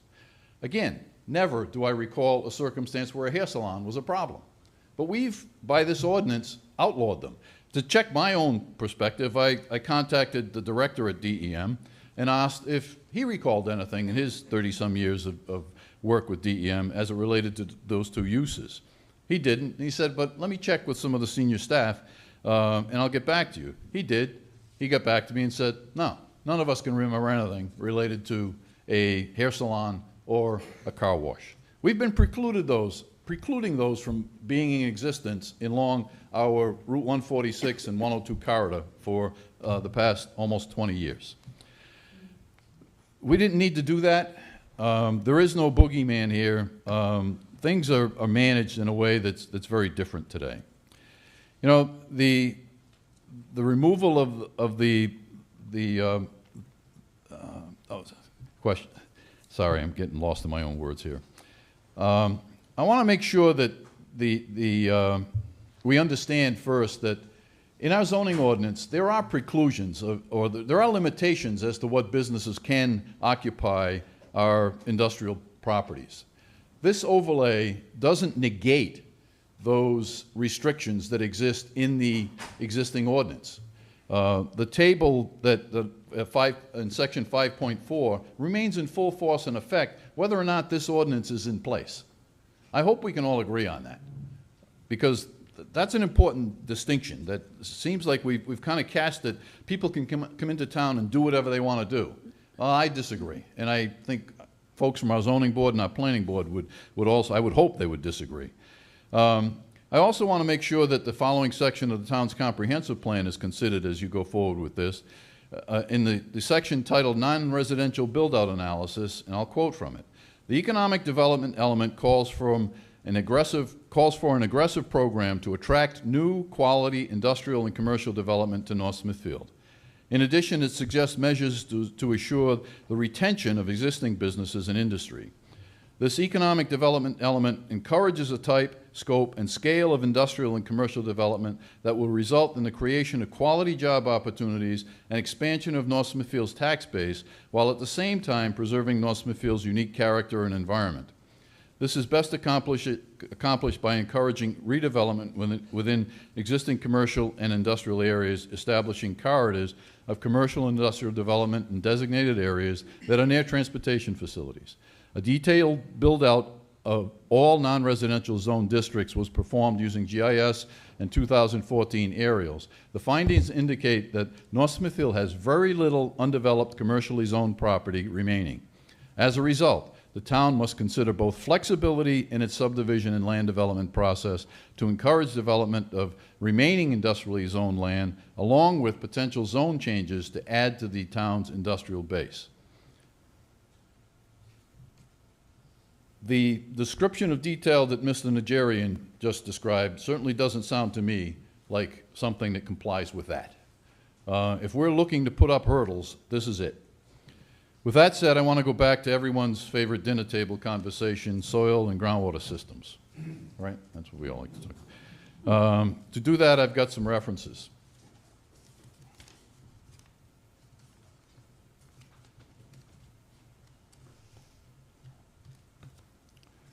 All right. Keep one for me.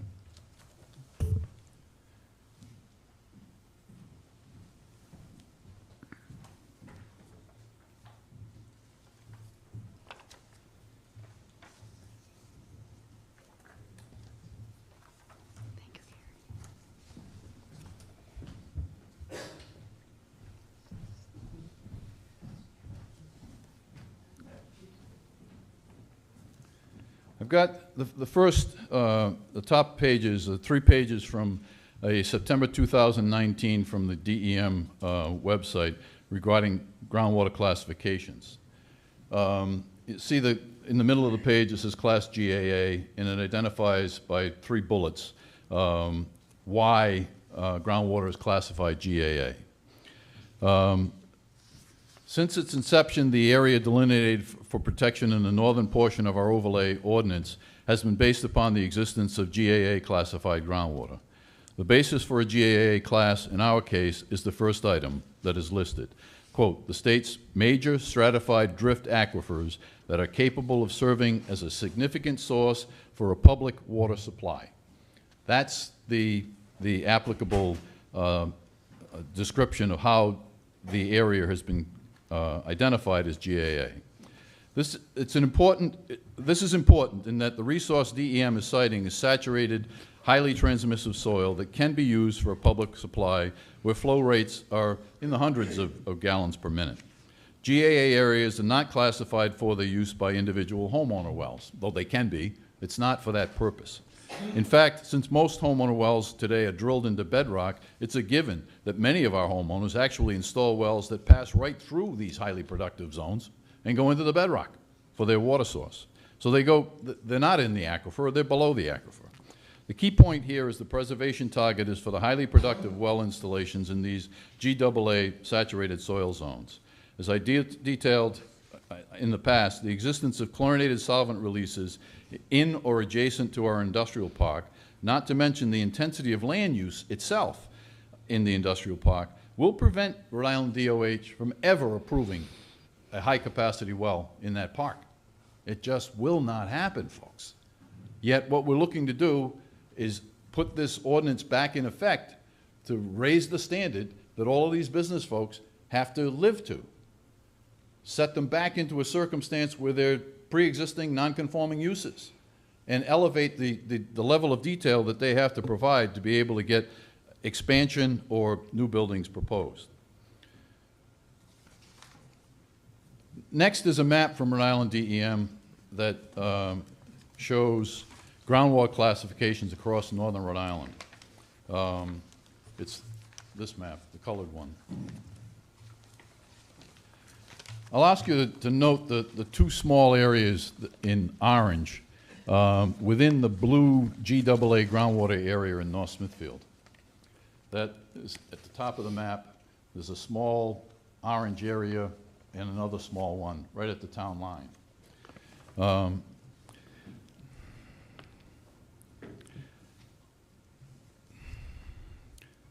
Those are Western Sand in Burrville and the LR&R site. Also note that the entire city of Pawtucket, the entire city of Woonsocket, the Lincoln Industrial Park, there's a small orange dot kind of in the right center of the page, and of course all of Providence and Pawtucket. Those are GB groundwater areas. The largest areas were classified long ago primarily on the basis of presumption that water was degraded from industrial activity. The next 2 pages are tables from Rhode Island DEM which provide the cleanup standards in their management of remedial actions. And I'll get, this all comes to a point. Note that the GB standards allow significantly higher concentrations of the listed materials. The first page is GA. If you look at benzene, the groundwater objective for benzene is 0.005 parts per million. So that's 5 parts per billion. In the GB zone, the GB groundwater objective is 0.14 or 140 parts per billion.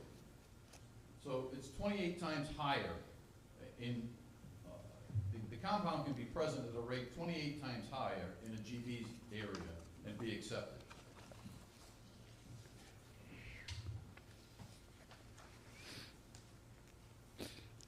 In recognition of the fact that the water in GB areas will not be used for consumption without treatment, DEM allows that circumstance.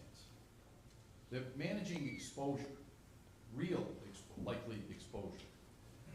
Benzene to be left in the ground at a GB release site rather than a GA site can be much more significant. They recognize the need to be considerate of past events and actual exposure. My advocacy to leave our industrial areas out of this overlay protection zone is based on that same philosophy. DEM has evaluated the land use and the potential for water use and set standards based upon those realities across the state. We know our town better than DEM does in many ways. We know that area is impacted. We know that we're not going to put a well out there. If we are to act with consideration to rational science, knowledge of the impact that exists from a time when we had far higher hazardous material use with less regulation, and when those materials were handled very differently than they are today, I think we'll leave the overlay protection map just the way it is. That is particularly true if we are to adhere to the elements of the comprehensive plan that advocate to make it easier, not harder, to do business in North Smithfield. You know, I've said before, and you know, maybe I'll be considered extreme, but my conclusion isn't that this ordinance should be revised, it should be repealed. We don't have the resources to be making the judgments that will come down here. And what will happen is we're gonna make an extra member of our, whether it's planning board or zoning board, the decision maker. Someone who doesn't live here, but they will make, and maybe has no connections here, but is gonna make the final decision. I'm not comfortable with that. I don't think we need that. I think we have, and some of it's just gonna be from NIMBYism. You know, that's what happens.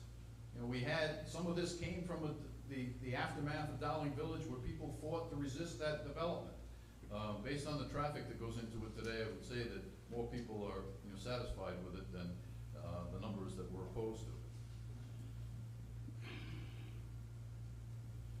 What we can do, was referenced by one gentleman previously, is make sure that the inspection, I won't call them, the walkthroughs that our fire department does every week, they're into different businesses in town to uphold the obligation that and opportunity that they have under the EPCA, the Emergency Planning and Community Right to Know Act, where our first responders need to know what's in a building. They need to know how it's stored. They need to know what the risks are to them when they go into that building. I would suggest to you that more than any complicated ordinance, we need to make sure that the people who are going in to review those circumstances are adequately trained, and more people within our town service are properly trained to be able to identify how materials should be stored, what they are, and why they're there, so that we can work with businesses to help them be successful while also protecting our groundwater. Thank you. Madam President, if I may, I just want to clarify one thing. Sorry. This committee was not formed in a reaction to MST, and I'm only using that business just for the sake of the argument as it was just brought up.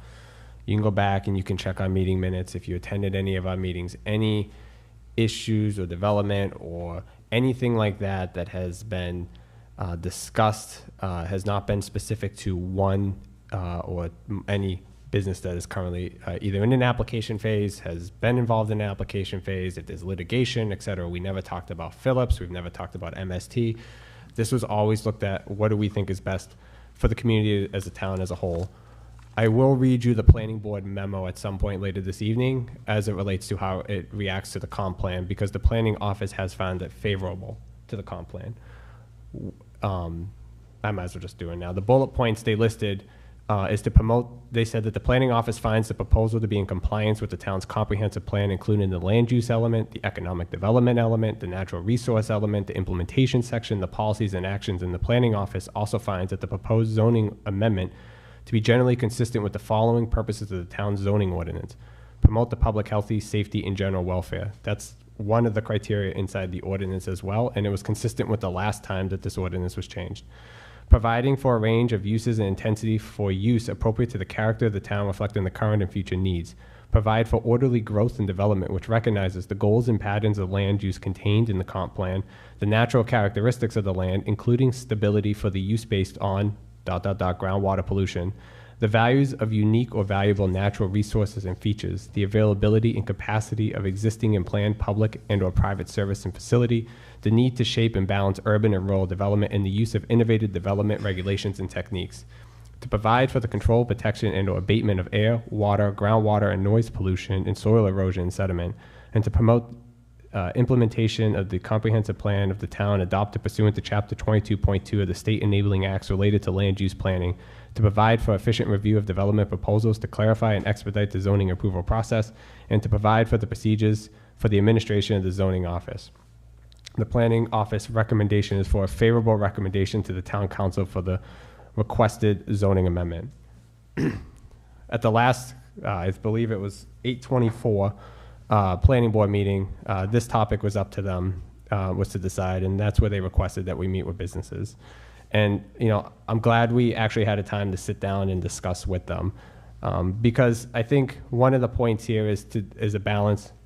Gary's brought it up, Mr. Jarvis has brought it up, Mr. Benoit, and others who have come up here has brought it up. And I've been saying it ever since this committee was formed.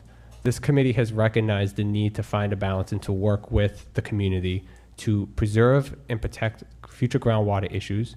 We've heard here that and also recognize that, you know, we can't drive away businesses and good businesses as well. And there are businesses that are currently inside the industrial zone that are already exempt from this. It doesn't matter because they're already grandfathered in, as we use that term. So I said it earlier, and I think some of the reaction this evening is based on also what was in the proposed ordinance as it was when the public hearing went out. But, you know, since that meeting, and I would love to have another one with the business community and the residential community, is to exempt existing business expansion addition in the proposed, if the proposed expansion does not result in any increase in impervious area, and also for allowing a business to expand their building footprint by way of additional accessory building not to exceed a percentage of their footprint, and to also look at the land use table, which who knows when that was last looked at, and how does that even relate to the comprehensive plan. And I'm sure there's other ordinances that speak to on-site wastewater treatment systems and others that need to be probably looked at as well, but that wasn't an area where the committee felt was the need to go down right now. You know, we've heard here that, and now I'll let others speak, that, you know, we're talking about remediation in generations, and we should be mindful that, you know, not everything is going to go as according to plan. But I do agree with what Mr. Jarvis said, and it was the spirit of our conversation, was to have a partnership, to bring in the business community, to have maybe a member or two sit on the board as well in an advisory capacity. And how do we do things like, so, you know, certain businesses, they have to self-volunteer with DEM. Well, maybe that becomes a requirement. Maybe there's criteria we can work with within the existing state parameters where maybe we remove jargon inside of the ordinance, but it still kind of guides them to what needs to be already happening, and it's not really adding extra time. So I just want to really stress that what is in front of the council tonight may not be the final version. And I believe somebody said where we get to is still in the same spirit. I think that might be Mr. Jarvis as well. But that was really the spirit of our conversation. As he said, it was like 2.5, 3 hours of conversation. And it was very eye-opening and educational. And again, there's areas where maybe we should be looking at for land use areas that maybe just don't make sense. But, you know, maybe the industrial areas are different. So, you know, we should should still be having that conversation. I just want to re-clarify some things as we've heard a lot, and just kind of reorient what the committee has worked on since the last planning board meeting. Did anyone else want to come up and speak?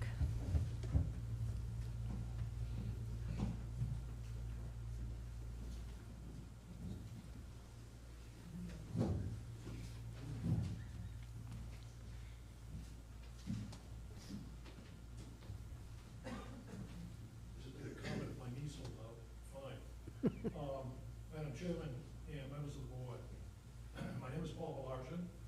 I'm a principal of a business in town, and I also was a solicitor for about 15 years. I had the pleasure of sitting on 150 to 200 zoning applications, as well as the planning board during that time.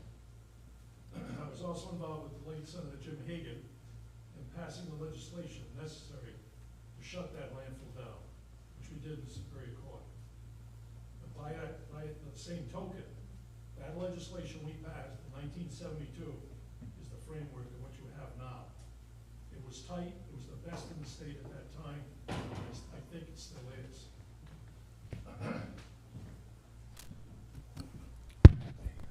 I'm here because of the process side of this ordinance. And the chairman of the planning board, or is it the zoning board, you have to correct me if I'm wrong, has to do with when an applicant comes in front of this board, whichever board it is, in this case, the zoning board. And if it involves the storage of chemicals or petroleum products, it automatically triggers, the way this ordinance is written, a peer review. Now, that peer review, the individual, which you had an extensive discussion on, and he hit it right on the head. The zoning board only has jurisdiction to hear special exceptions and variances. It doesn't have the authority to go out and hire its own engineer. And you touched on it, and maybe the way to solve that is you bring on an expert in the town on salary to do that. But when you do this, that individual, the way this ordinance is written, has the authority to tell the zoning board whether or not the applicant is properly before it. That's the purpose of the zoning board, to hear the application, not for an expert to say, I don't like what's on that plan. Now you're impugning the integrity of the professional engineer that put his stamp on the plan, that Mr. Benoit spent a fortune on to get, his whole system set up, that I just spent a fortune putting a solar field in because we relied on that professional engineer's stamp. Now, otherwise, you're saying that every time somebody comes in with a plan that's got a stamp, we're going to take a look at it. Why? Because if that guy is putting his stamp in there, he's putting his reputation on the line, he's putting his liability insurance on the line if something is wrong. But don't in the first instance go out and hire somebody the way Mr. Benoit indicated to you and the way Gary said. Now you're going to have peer review, and they're going to be arguing back and forth. Towards what objective? Because eventually, someone is going to have to call the shot, and that's the zoning board, not the engineer. So I'm suggesting to you, the way this is worded right now, it is onerous, and I think it violates state law, because you don't have that jurisdiction. Otherwise, you could hire, I don't know, let's say it's not a professional engineer, but somebody's going to come in, and they're going to put in a goldfish pond, 50 million acres, whatever it is. You're going to go out and hire an expert on that. I mean, it borders on the ludicrous, because you're really saying that Mr. Benoit comes in, I come in, or any other business comes in, and it's suspect because that PE is not qualified. And that's not true, because we spent a fortune to make sure that we're in compliance. Now, many of you may not know what we do at Holliston Sand Company, but we supply most of the filter media for drinking water in New England, right here from North Smithfield, for the states and the municipalities, all the way into Canada and all the way overseas. We are certified by the National Sanitation Foundation. They come in and inspect us. The Bureau of Mines is up there every 6 months inspecting our facility, as well as DEM, unannounced. Now, that's what we do. That's what he's telling you he does. The majority of the businesses in this town have to comply with those requirements. And if any of our sand that we use in filter media is not up to those specifications, I'm moving to someplace else, because they'll own everything. That's how serious this is. So to say that you need a peer review, I recommend to you, take a hard look at that, and I agree with Mr. Rozovsky. You're putting another layer of responsibility on the applicant coming into this town, when you've already got the regulations in place to protect this town. And we are making sure we do that. I don't know if I could be of any assistance, or Gary, or any one of us, but we've spent a lot of time writing legislation, especially related to the closure of the landfill. That took us 2 weeks of trial at the Superior Court to shut that down. But Jim Hagan pre-wrote the legislation to set that up. And that's how we ended up shutting that place down. And that sits right on top of the aquifer. I think you all know that. And they were hauling in probably 1,000 to 2,000 gallons of liquid waste a day until we stopped them. You're shaking your head, I know you know about it too. So I'm trying to give you the overview because I've lived it, these guys have lived it, and we're living it. Because we live in this town, we care, but this is another layer of having to go through the same steps and paying twice. And quite frankly, it gets to the point where it's onerous. And I appreciate you saying you want to protect the groundwater. We're doing it. We don't use any chemicals in our process. A lot of people thought we use chemicals. We use none. We use water to clean the sand. And that's the only thing we use. But if we're storing petroleum, it triggers an automatic review. So if Mr. Benoit comes in and he wants to expand that facility and he wants to put fuel oil tanks up there, double wall, alarmed, he's got to have a stamp and you're going to trigger peer review again. That's what he was trying to explain to you over there. So I respectfully suggest you take a hard look at why you need this, as opposed to maybe considering bringing an engineer on board. And it does affect your budget. Nothing, no, there's nothing for nothing. But there are plenty of qualified people out there that could look at a plan and tell you whether or not it's in your best interest, i.e. Gary. He's done it. I'm not trying to give him a job, but the same idea. You might want to bring a professional on board to do the peer review, but not to sit as an ex officio member of the zoning board. Otherwise, the way the chairman of the zoning board said, what do you need a zoning board? The peer is going to make that decision for them. That's not what you want. So those are my comments. I got a lot more in other sections. You don't want to hear them because they affect the process of what the applicant has got to go through. And you shouldn't put these guys in through it if they submit the proper application to begin with. Thank you.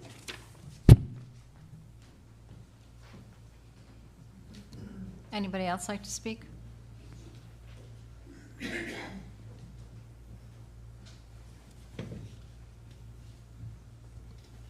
Anyone else?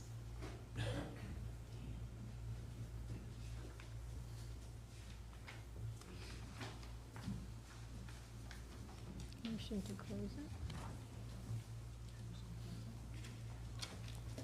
it.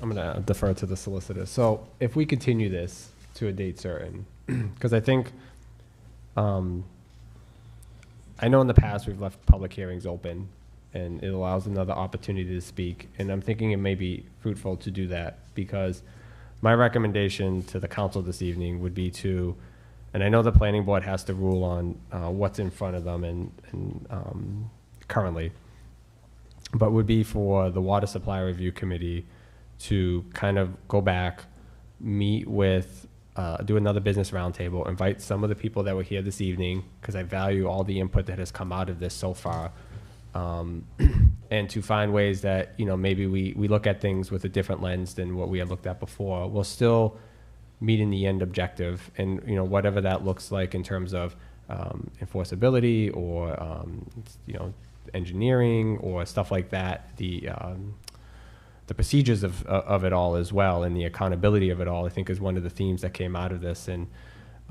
you know, come back to the council with, you know, I don't think we're going to change the language in there, but there would be amendments that could be made as discussed during the public hearing, and by leaving the public hearing open, we could further deliberate and discuss on any amendments as well. Because as I said earlier in the meeting, I think there is still work to be done. I think that the group has done a fantastic job. We've put in a lot of hours, but you know, we want this to be right, and we want it to be, I'll stress it again, we want it to be, to find a good balance for the town and the community as a whole, and not restrictive or punitive or deemed that way, because that's not the intent of any changes that are being made this evening, or not, you know, but changes of the ordinance. So, but I'll leave it up to the council to discuss further, but that's my recommendation. If the solicitor has any other input, I would gladly accept it. Just pick a date far enough in advance for a date certain for a continuation of both the public hearing and the second reading, so you don't have to re-advertise and you'll have time to do your work, as opposed to just 2 weeks. I don't think you're going to get that done in 2 weeks. No. And also to, if, Amendments. and provide amendments, and then that's where the timeline of this date effective could also come into play, right? Because if you're talking like late November or mid-November, this comes back, or one of those meetings, you're getting close to the January of '24 timeline. And the reason why it's before you now is that in talking with the planning department and talking and looking at the state regs, it was kind of recommended we keep going forward down this path and then let the state law be the state law and make amendments as needed. So, but that's just kind of why it's in front of us this evening as well, so. I wouldn't worry about, Mr. President, Mr. Vice President, I wouldn't worry about the state regs. Those are gonna be binding on you. They're gonna affect whatever Right, you do. that's kind of why we're here now. So I wouldn't worry about that. I'd pick a date far enough in advance so you do your work that's on the schedule and continue the public hearing to that date as well as the second reading. And then you'll have time to present amendments. Yeah, so I guess when is our next? Well, I don't have the schedule in front of me. I guess I can pull it up. The public hearing's still open right now. Correct, yeah. I mean, right now. Oh. You want to keep it open? Yeah. Continue it. Once we know what date you want to do it. So when is that next week? October. Yeah, it'll be this week here. Twenty- I would say probably either the 24th or that first week, the first meeting in November, I think might be enough time. I think, I just don't know what What's the first week in November? the 6th? Is that correct? Is that the first meeting? Yes. Yes. We do have, we have an election, so I am not certain. It depends if we can set up early or not. So if we don't have one, then I'm assuming we'll have it the week, it's either later that week or the week after, right? I'm assuming. So can we just, do we have to give a date, or can we just You gotta say give like a the date. first meeting and? Give it a date. No, I want you to give a date. You've done the advertising, you sent out notice. I want you to give a date, please. We can always continue it again. So if you got concerns, schedule it for the last meeting in October. So let's do the last meeting in October, and then if we need to continue, we'll continue. At least then we'll have clarity on when that meeting would be. So that's the 30th? So is that the 30th? Is that the meeting? I don't The know. last meeting is the 16th No, the last meeting, and that's, in October. yeah, that's not- Really? And that's too Oh, yeah. short. yeah, That's it's too not short. long. So then, yeah, we could do a special meeting. I think it's, you know, there's been a lot of lengthy discussion this evening. It may make sense to have a special meeting, a separate agenda. I don't mean to My do that only to the concern clerk. about a special meeting is if you're not prepared at that special meeting, you're gonna meet just to continue it again. Okay, so what's the second I meeting think in you November? should Then pick what's the second meeting in November then? 20. The 20th. The 20th? So we'll continue it to the 20th, since we don't have clarity around the election. Mr. Gliozzi, Yes. I have a procedural question. What if we table this? Can we just table it and then we don't have to come up with another meeting date or anything like that? Then you have to re-advertise and re-notice everybody. I mean, it's obviously not ready to go forward at this time. I'm gonna make a motion after we close, well, when we start deliberating to table this until, and let the board reconvene, start from scratch, consider everything that was said tonight by everybody, especially the chairman of the zoning board. There's a lot to consider here. And that way there, if we table it, we don't have to come up with any dates in the future or whatever. You come back to us when it's ready.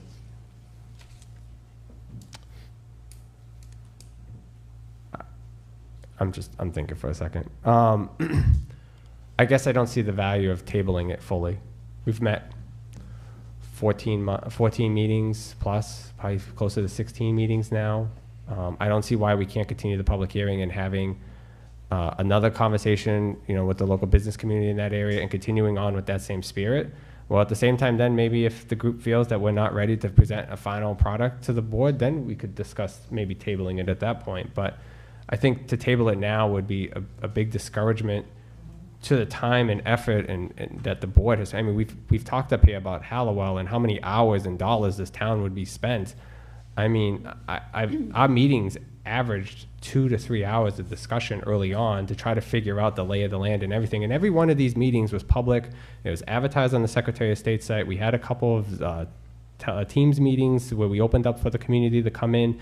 So it's not like we did anything outside of the OMA or anything like that. I know that's not what you're intending, John, but you know, I wish that we had more of these conversations early, but I think there's still time for us to have those conversations because a lot of that other legwork has already been done. And so I would think that by giving us another 2 months, I mean, if we were to table it, we'd probably come back in 2 months anyways and re-present. So I think I would hate to spend more money re-advertising this and going through. We just talked about how much it hurts to spend money and create redundancy and do, I mean, we would just be doing the same thing. We would be inefficient government at that point. And so I think at this point, we should continue the public hearing. There's no harm in it. We can still table it. All options are on the table at that point. But I think it would really slow down. And I know that this was looked at in the prior council, and it kind of, I think, got tabled at the planning board level. And so this isn't the first time that this ordinance has been looked at since 2020. And, you know, whatever happens is up to the council. But I think it is important that we continue moving forward. And, you know, I'm speaking as a member of the council, a resident of this town, and I'm also speaking as the chair of the committee as well, because I've seen the time and the effort that everyone has put into it as well. And I would hate for all of that to go to waste, because that would be a shame. Well, Mr. Igliozzi did indicate that if you're going to set up a meeting date, you better be ready for the meeting. I'm just suggesting that we table it for the purpose of you're not going to have a deadline. You can just do what you got to do. You can slow the process down. You can listen to everybody, what everybody has to say, and you don't have to come up with a date, with a deadline. You can just take your time and do it right. Not that you guys did anything wrong, but obviously there's some holes in here that have to be filled. There's some problems with it, and instead of rushing it and trying to get it through by a certain date, the committee can convene and take their time and get it done. So may I ask you a question? So if we were to keep it open until the 20th, and prior to that, if there was some concern as to not being ready, I mean, that's certainly, you're certainly able to let people know that that meeting won't be held on that date because of whatever the reason is, right? I mean, I think keeping it open is probably a good idea for the, you know, the amount of money we're going to spend in just advertising and notifying people and notifying businesses by mail and whatnot. I think it's important to just keep the momentum going also. So if we pick a date, Yeah. the committee will have the amendments to the council. If at that point in time the council does not feel that these amendments are good and it needs to go back, we can always go back and continue as well. We've done it numerous times. I think when we did the septic clean out, we continued the meeting, 3 times? It took 4 months. If we were following that, we wouldn't have tabled that discussion and said, come back when you're ready. But no, we kept it open, we kept it advertised. I think we can still do the same thing, picking a date. You know, the planning board came to us and said, can you have a meeting with the local businesses? And we had a tight turnaround of, was supposed to be one of the first meetings in September with the Labor Day weekend, and we got it done. So I know that's why I don't want to lose the spirit of that committee in terms of how much of a commitment that they have, because I also don't want them to get discouraged and say, well, you're not valuing our input, so why should we proceed? And I think that matters as well. And so if we pick a date of November 20th, we'll have amendments. And if there's further ones that need to be flushed out, then we can take time to flush them out. That's just why I say on that.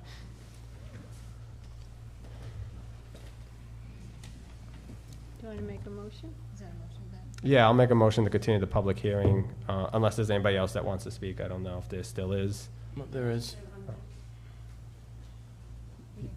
No, I was deferring to you. Right, I'm really not prepared to speak. I'm Leanne Gillette. I sit on the committee. I apologize if some of this was mentioned. I did come in a little late. I had another meeting. But the Water Supply Committee was charged with looking at the betterment of the water for the whole town. Not just for the whole town, period. No matter where you are, no matter if you're industry, no matter if you're homes, no matter what, that's what we were asked to look at. We consulted with EPA, DEM specialists.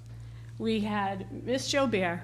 We took everyone's advice, the specialists. I am not an environmentalist by any means. So we contacted the people that this is their job. We took all of their input, verbatim. I mean, I can share documents. We shared them in our meetings of exactly what we were told by senior environmental specialists at DEM. And that is the information that we put into this section. I can give you one particular area. The question was asked about the exemption areas in the industrial and commercial areas. The fact, this is quote unquote what I received. The fact that North Smithfield created an exemption area for existing industrial commercial areas that are over GAA or recharge areas is completely up to the town. It is up to individual towns to determine what land uses you want to allow in certain areas of the town. He, however, cautioned, it is advised that you use caution in doing so because you cannot control what industry goes there. However, local groundwater quality rules must be followed and are available. So none of us on this committee, in my opinion, and I'm not trying to speak for all of us, we are not anti-business. We are pro-water. It is our #1 most valuable resource, and we're trying to protect it. We're not trying to put more ownership on businesses. The businesses that you heard from, and again, I apologize, I didn't hear everybody because I came late, they're doing the right thing. But what about the ones that aren't?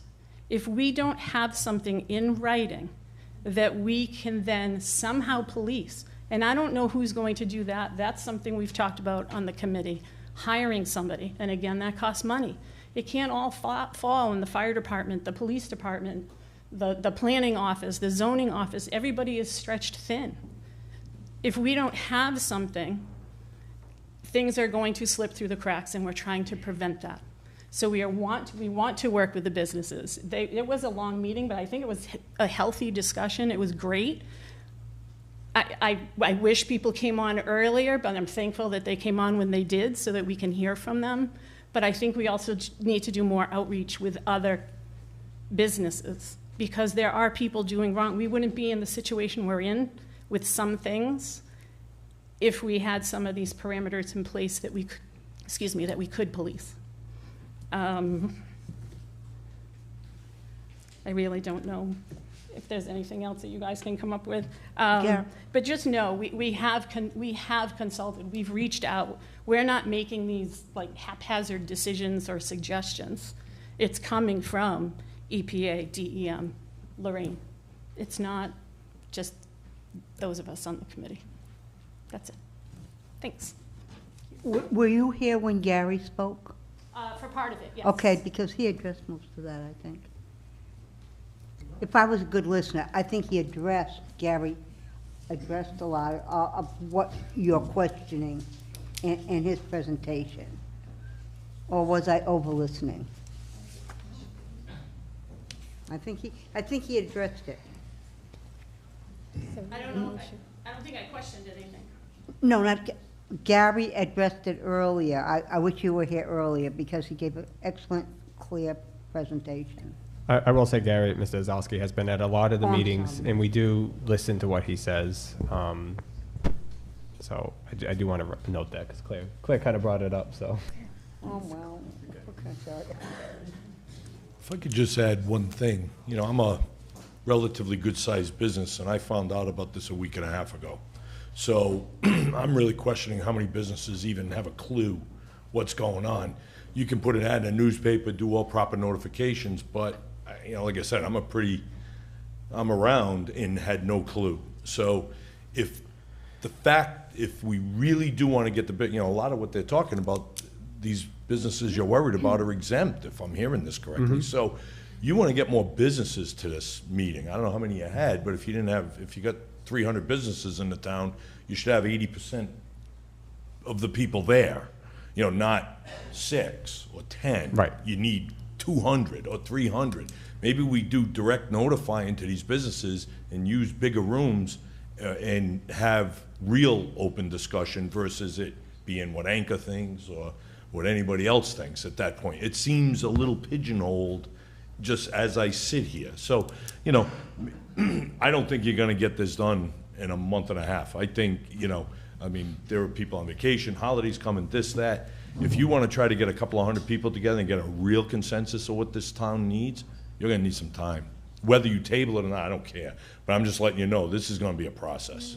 So, that's it. Excuse me, Bob, how did you find out about the meeting? How were you notified? Word of mouth with Jay and Gary. I was talking about unrelated issue and it So came up. you didn't receive anything in the mail, or you didn't, I mean, I don't know how. I didn't people were see notified. anything, no. Okay, all right. So then we'll have to cross-check with the planner. Yeah, we'll have to. Because if you Doesn't yeah, mean, no, doesn't yeah. mean my office didn't receive No, no, no. anything, No, but. Right, yeah, It's well, good to know. But, you know, again, you got guys running business, people running businesses, they're all over the place, right? So, Yeah. you know, you may not see that notice, but, you know, at the end of the day, it's the end result, right? If you got 10 people there versus 200, the objective is to get 200. So, thank you. Thank you. Thank you. Okay, you have a motion. Doug, let me, Yeah, I'll explain in a second.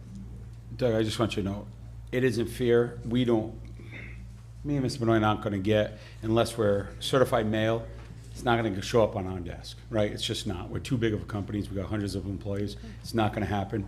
So that is something that you gotta consider. I really want you to consider, though, the holidays coming up. If we can't do this by November 20th, it then has to be tabled.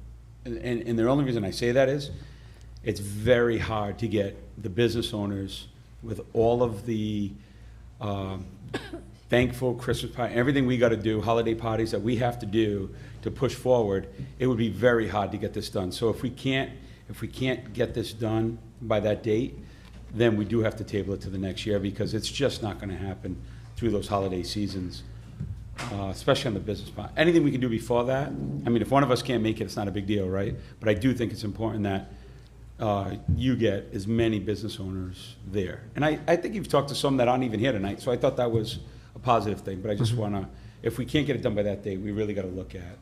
And it's not to take away from what the water board is doing. It's not to take away from that. It's just to come up with a resolution that's gonna work, and we're not gonna be under siege. I think that might be important. And that's why I was kind of saying we can table it to the 20th. Let's use the timeline to see how much we can get done. And it doesn't mean we can't then continue it until after the new year, if that seems to be time based on what everyone is agreement with whatever that looks like on the 20th, we can decide from there. No option is left off the table. I think continuing it again may make more sense, but we can discuss it. Yeah, definitely. All right, thank you. All right, so we have a motion on the table to, Continue this until a date certain of November 20th, 2023, both the public hearing and the second reading. And Second. I think, yeah. Oh, sorry. You had a question, right? Yeah. No, I was just saying that. Oh, I'll explain, Just yeah. abutters. So, all the butters within a 1,000-foot radius were notified. That business, residential, et cetera, if you were within 1,000 foot of the zone change. That would explain why, like, Bob wouldn't have gotten it, because he doesn't have bought any of those areas like that. Yeah. Well, yeah, I have to cross-check this list again, but I'll have to defer to the planning office in terms of the final list of who they sent out. But That's what I'm saying, like, the only areas that this affects is Industrial Drive and. for the zone change on the map, correct?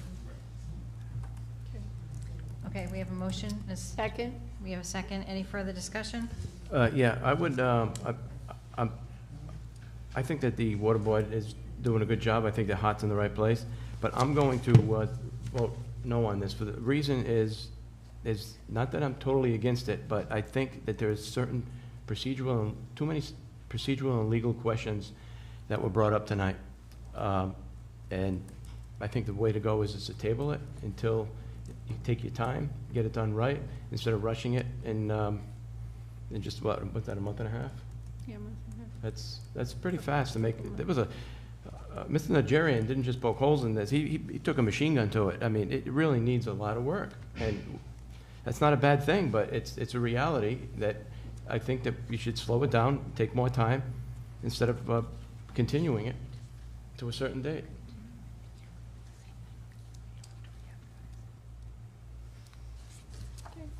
Okay, so we have a motion and a second. Any other discussion? Roll call, please. Mr. Biragad. No. Ms. Hamilton? Yes. Mrs. O'Hara? No. Mr. Ogier? Yes. Ms. Alves? Yes. So continue. So just to clarify, with that being said, the water committee will work with the local business community, so we can all be in touch and figure out, I'm not just figuring one meeting, I'm figuring maybe a couple meetings to try to get more people there, but I'm just clarifying that's the next steps, and then we'll be back on the 20th of November. Thank you.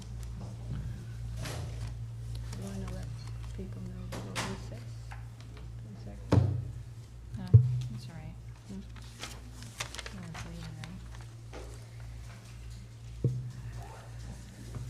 All right, next item on the agenda, new business, discussion by council vote or other action on request for reimbursement of vehicle damages from pothole on Pound Hill Road. Mr. Bob Boza. Come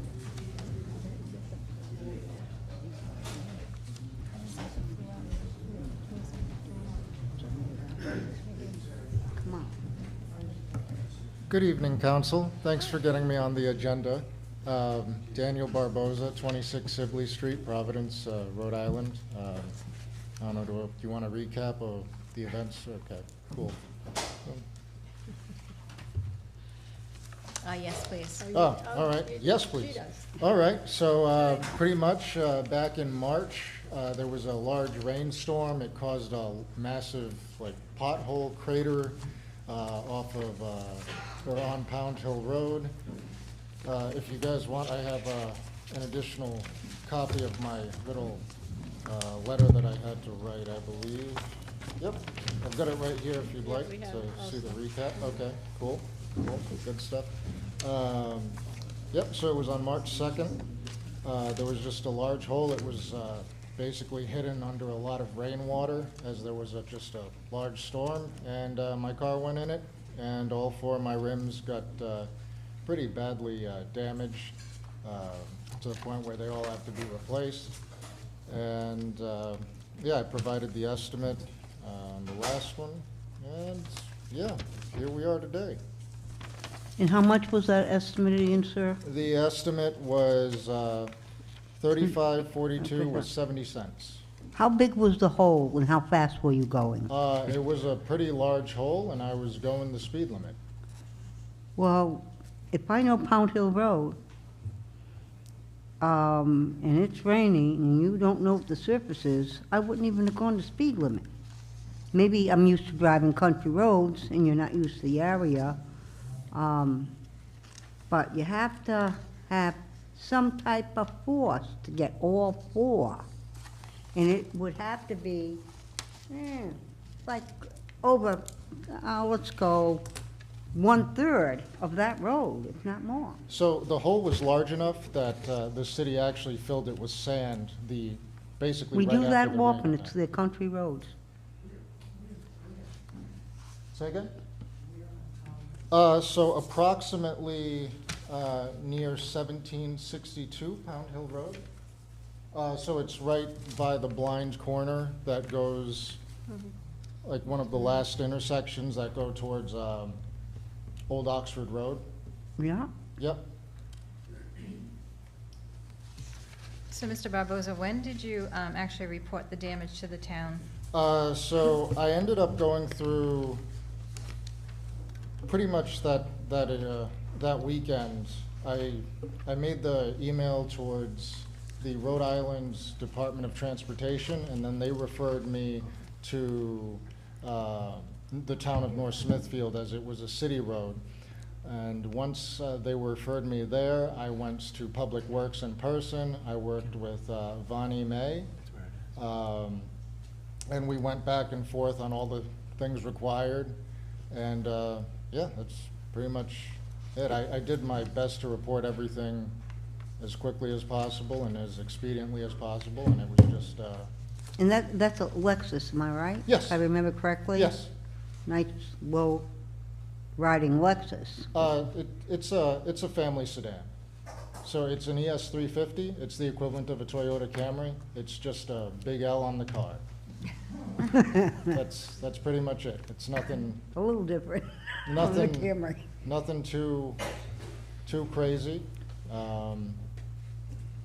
I mean, arguably, the cost of 4 rims on a Mazda 6 would probably be about $2,000.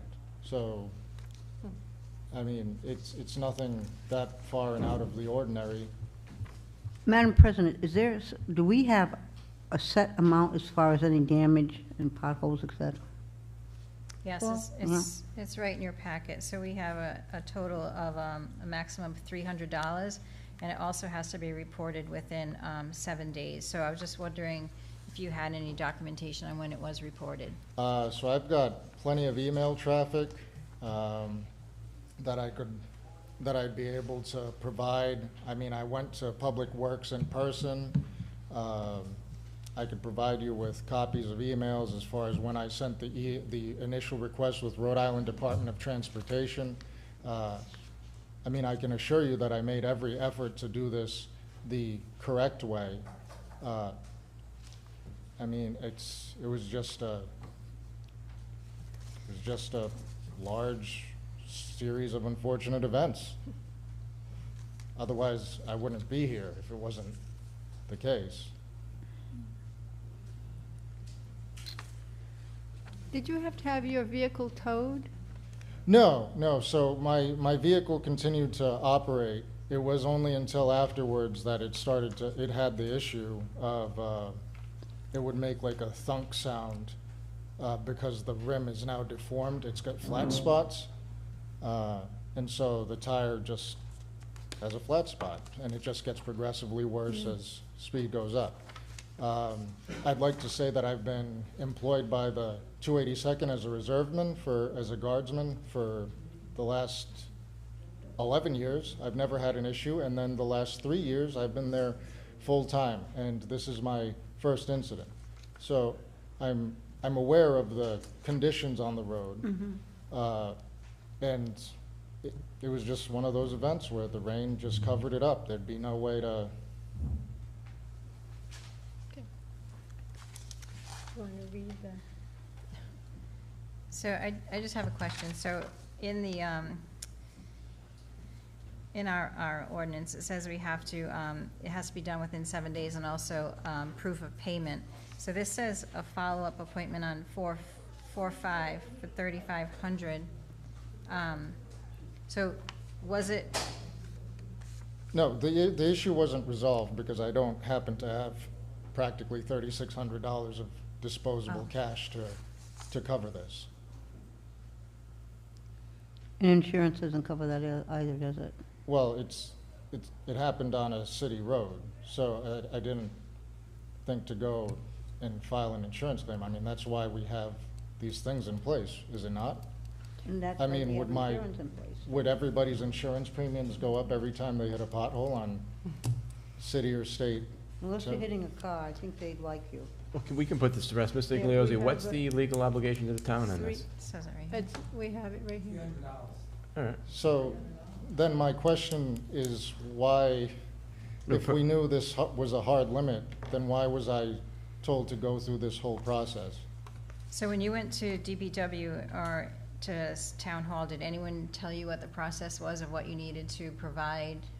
Because So they had provided me with basically the same sheet that you would provide to the Rhode Island Department of Transportation, and then I was told that in order to present this forward, I had to write a little letter here, and then I worked, I provided it in a package along with the estimate to Public Works and to get this whole process going. So I understand if there is like a limitation or a cap to something, right? But it's one of those things where if we knew if this was an absolute like case and there's no variance and no wiggle room on this, then why was this even allowed to go this far?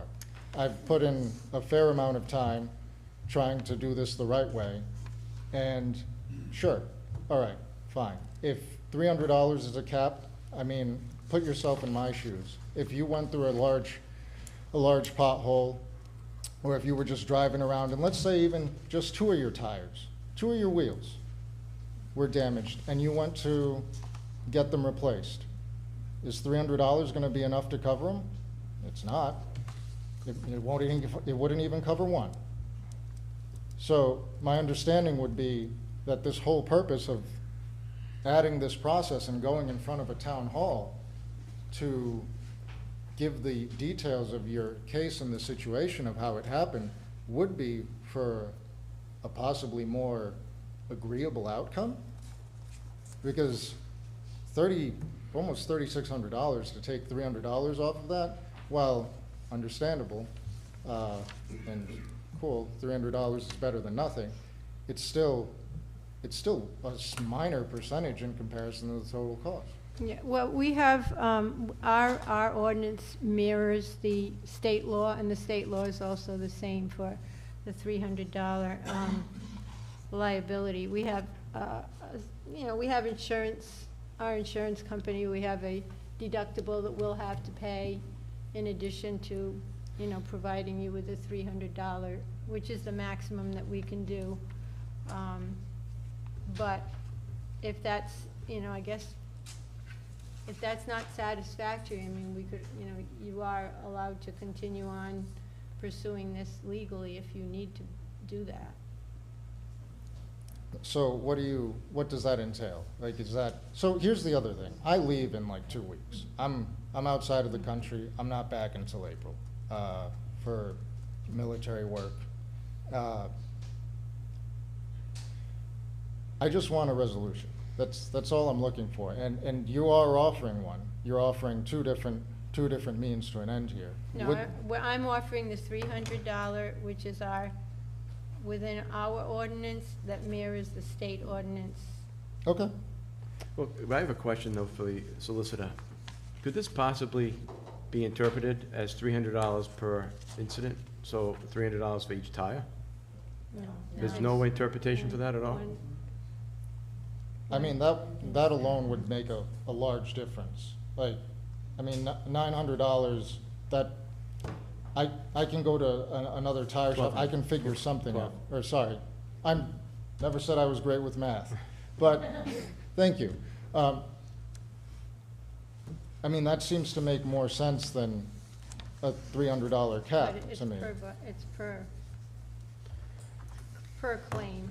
Okay, well, again, I understand this, but the issue ends up being is that if everybody knows there's a hard cap here, why did I go through the trouble of coming all the way here? Granted, I loved some of the conversation that was going on here. It was real eventful. I really do. And maybe one day I'll step into politics. But that's just my question here. Where is this process broken and how can we fix it? So this should have been stopped a long time ago if it was made aware, like, hey, look, cap's $300. That's all you're gonna get. So that's it. We don't put more effort into it. I'm like, all right, well, I guess them's the breaks, First of all, I didn't know 300 to begin with. I found that out this week. Secondly, maybe it's time we do remedy it because with how everything's going up, and we know it is, that if it's this extensive, and the proof is there, it doesn't seem just any other way either. I wish I could change it now, but we mirror the state in these things. Okay, all right.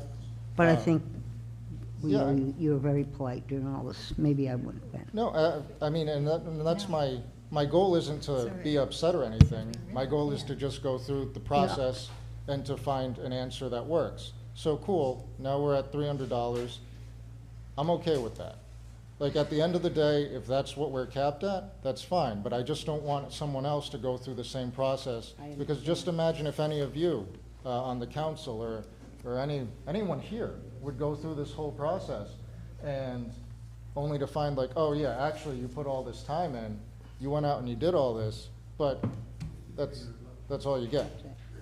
So please, absolutely, if you have a way to change processes in the future, thanks.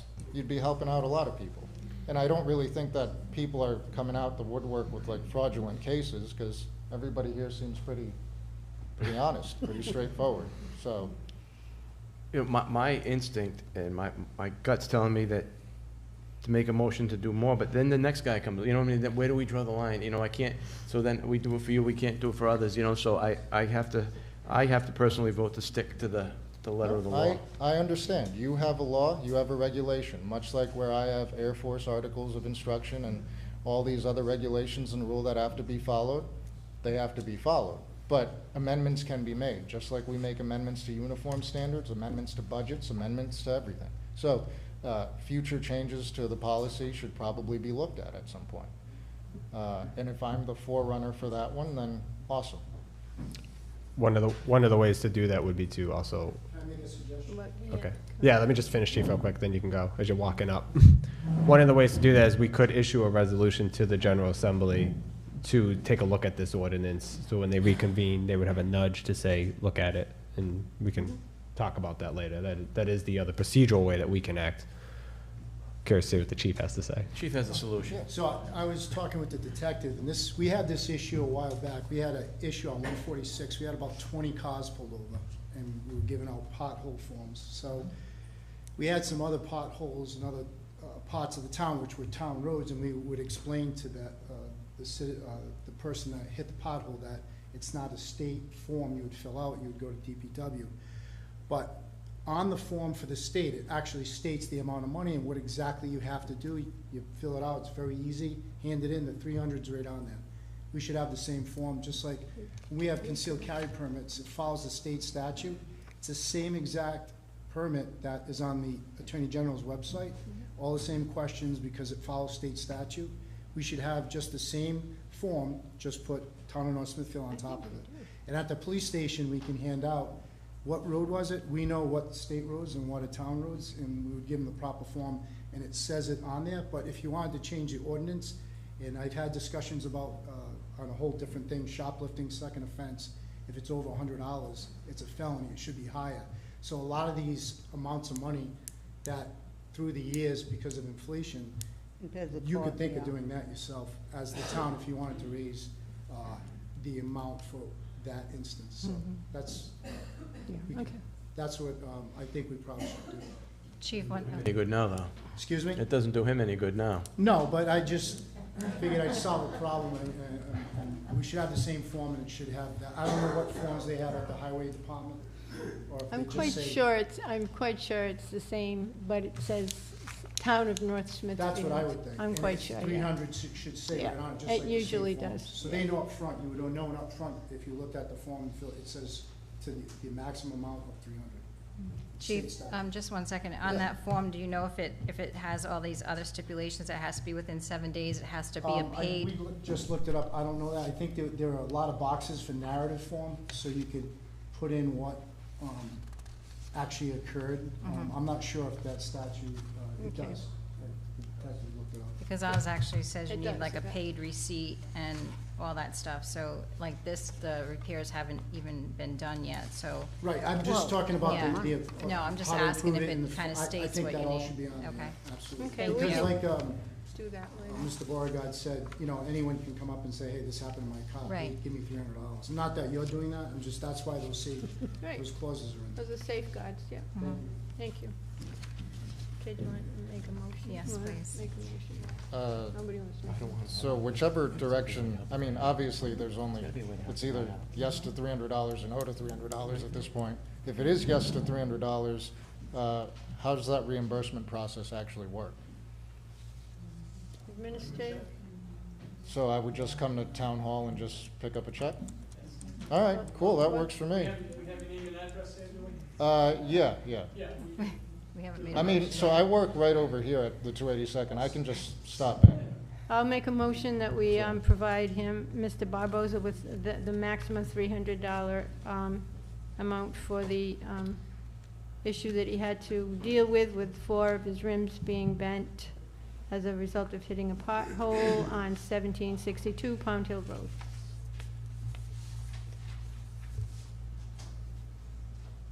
I'll second for discussion. Go ahead. I agree with the 300, and this is going to be a quick point. So it says it needs to be filed with the town clerk's office. So if, and I'm just thinking, how does it work procedurally? If they go to the police department or the DPW, does that copy get sent over to the clerk's office, or do they have to physically go to see Joanne to get that form? Because I think we could probably clean up that language maybe to help, or if they. Police departments never dealt with the town DPW. Okay, so maybe we can talk, that's separate from this. I'm just thinking we may be able to make it simpler for people instead of having to run around town trying to figure out where to go, but. Yeah. Okay. Motion in a second. So we have a motion and a second. Any further discussion? Roll call, please. Mr. Beauregard? So yes is approving the $300? Yes. Yeah, yes. Yes. Oh, sorry. Ms. Hamilton? Yes. Mrs. O'Hara? Mr. Ogier? Yes, and thank you for your service. Ms. Alves? Sorry about that. I said thank you for your service. Yes. I understand how it works. It is what it is sometimes. Good luck in You your got a great deployment. attitude, I'm telling you, it breaks my heart. I mean, everybody up there wants to help you out, you know? It's all right, I understand. All right, so am I good to just come to the town hall? Just come over and see me All real right, quick sure. before you leave. Absolutely. Thank you. We're all gonna we're all gonna put 20 bucks on the table. Yeah, I know. Okay.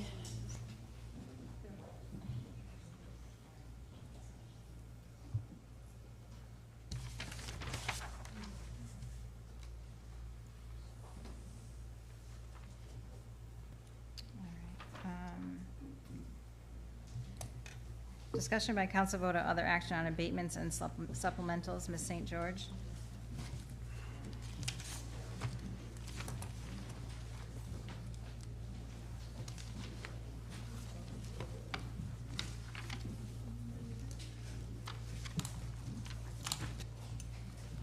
Hi. So first I have abatements in the amount of $26,296.05. Several of those items are actually a wash because there was an error in the system, so we're actually supplemental billing them. So a lot of them, I believe 1, 2, 3. Did you say your adjustments are how much? $26,296.05. So we don't have that. I have it. You have it?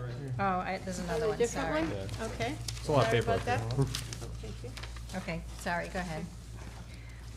Abatements are $26,296.05.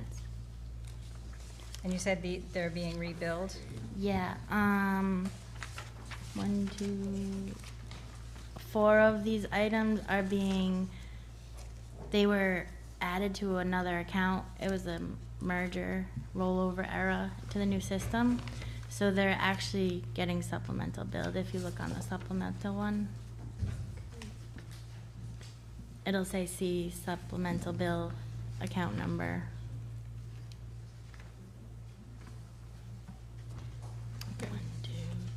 Okay.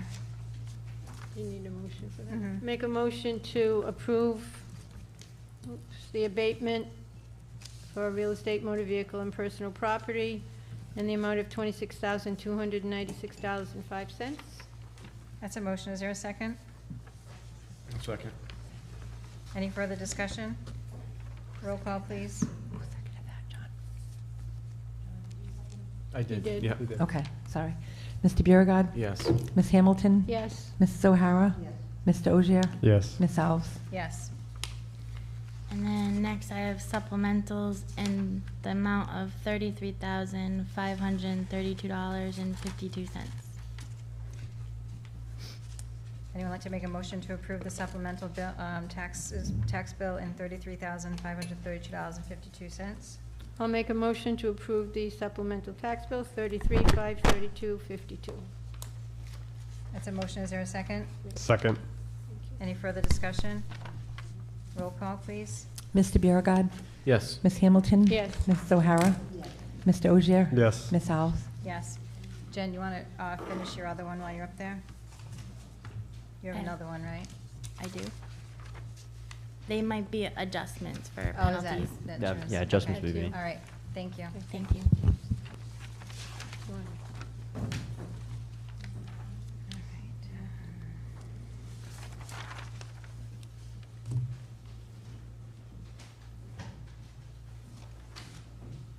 Discussion by council vote or other action on award of bid for rescue boat, North Smithfield Fire and Rescue. Chief Chaudier.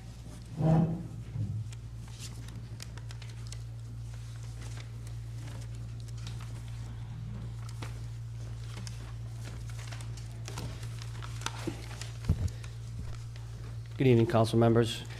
As part of this year's capital budget for North Smithfield Fire and Rescue, we were given funding for the purchase of a new rescue boat to replace one of the ones that we have that was quite old, at least 25 years old, and it's none too soon. It's deflated now, so it's out of service. So we went out to bid with the help of the finance director, and we had 2 bidders come in. We put the bid out as 2 separate items, a boat, and as an option, a motor as well, to see if we could fit that in. We had 2 bidders come in, and the lowest bidder came in at $10,000, which was Defender Industries, and we're recommending that that bid be awarded to that company. And that's in your capital budget, Chief? It is, yes. Anyone like to make a motion? I'll make a motion to approve the award of, for the rescue boat bid to Defender Industries in the amount of $10,000 to be funded from the fiscal year '24 capital budget. Second? We have a motion and a second. Any further discussion? Roll call, please. Mr. Biragad. Yes. Ms. Hamilton. Yes. Mrs. O'Hara. Ms. Dozier. Yes. Ms. Alves. Yes. Chief, you want to do your next one? Yes. Discussion by council vote or other action on Smithfield Fire and Rescue request to donate a rescue vehicle to Woonsocket. Yes, as I said in the letter that I sent you in your packets back on September the 7th, our newest rescue was put in service that we ordered a year and a half or so ago. What that does now is that puts our 2006 vehicle with 156,000 miles, that takes that out of our rotation, fleet rotation. In discussions with Chief Cahill of Woonsocket, they're kind of in a tough bind over there. Some of their reserve apparatus is in need, rescues vehicles anyway. So I thought it might be prudent for us to maybe offer this vehicle to them if they can squeeze another 6 months or to a year of life out of that truck to get them through what they got to get through while they have another vehicle on order. I thought that might be something that we might be able to do.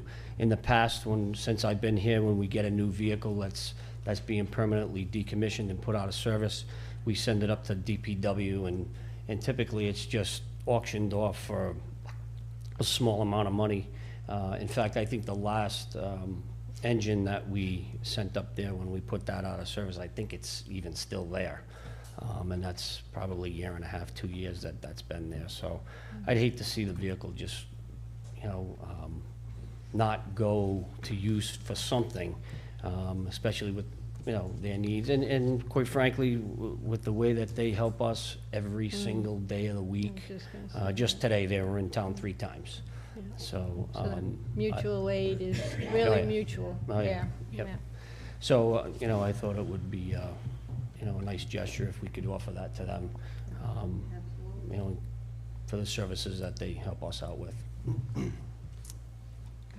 I'll make a motion to approve the donation of a rescue vehicle to Woonsocket from the North Smithfield Fire and Rescue.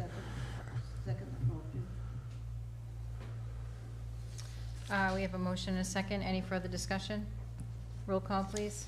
Mr. Biragad. Yes. Ms. Hamilton. Yes. Mrs. O'Hara. Ms. Dozier. Yes. Ms. Alves. Yes. Right. Thank you. Thank you.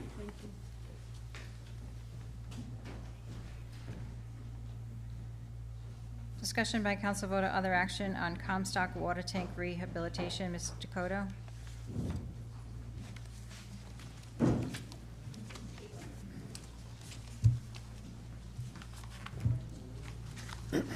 Good evening, members of the council. Hi. William Dakota, 143 Black Plain Road, Superintendent of the Water and Sewer Department. So what we have before you is the project to rehabilitate the Comstock tank, and actually a few other projects along with that, right? So it's the demolition of the Countryway elevated tank, the demolition of its Comstock C, the tank that's been out of service for a few years, and a small amount of work over at the Industrial Park Pump Station. So we had one bidder, This went out to bid twice. It was rebid. Nobody showed up for the first one. We had one bidder. RP Iannicello came in with a bid, and I've worked with them in the past. They're a great company to work with. I've worked with them in Cumberland and Woonsocket. They're definitely qualified, and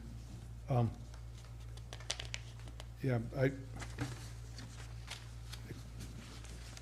So the total is the total for all four projects is gonna be $3,274,560.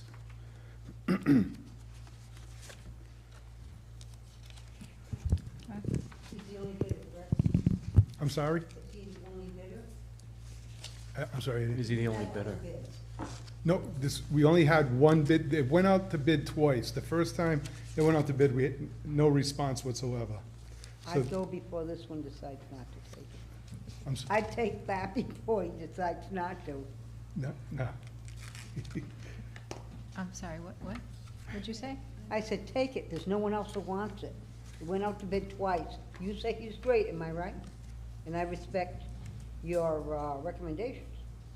Can I ask a question, Madam President? Mhm. Is it typical not to get, I'm not an expert in water tank construction, but is it typical to only get one and no bids? Like, is this average or is this a rarity? I mean, I would say of lately it kind of is. I mean, in the past, you would get multiple bids.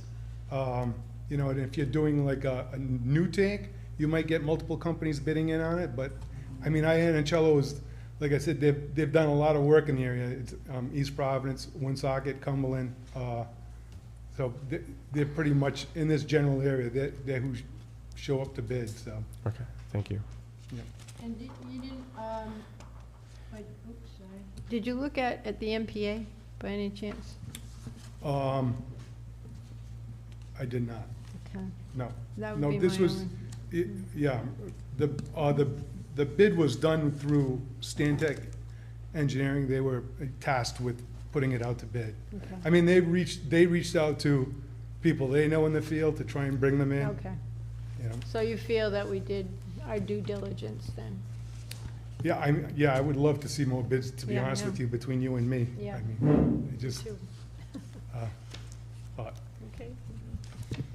So now they're, I noticed they're recommending a contingency amount of $130,982, so a total price of $3.4 million. Is that what we're actually, because the front page says $3.2 million, but well, with I the think contingency. the contingency is basically what we have in the account to do the work, right? And so that's what we have basically left over. If they have any issues, you know, when they're tearing down the tank. So the tank on Country Way is painted with lead paint.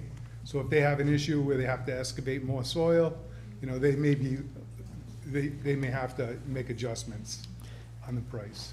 And But- sorry to interrupt, I can kind of speak to the, so they originally suggested a 10%, but we backed into, I think it was like 4% and change, I don't remember the exact number that we chose, because we didn't have enough money from ARPA originally with 10%.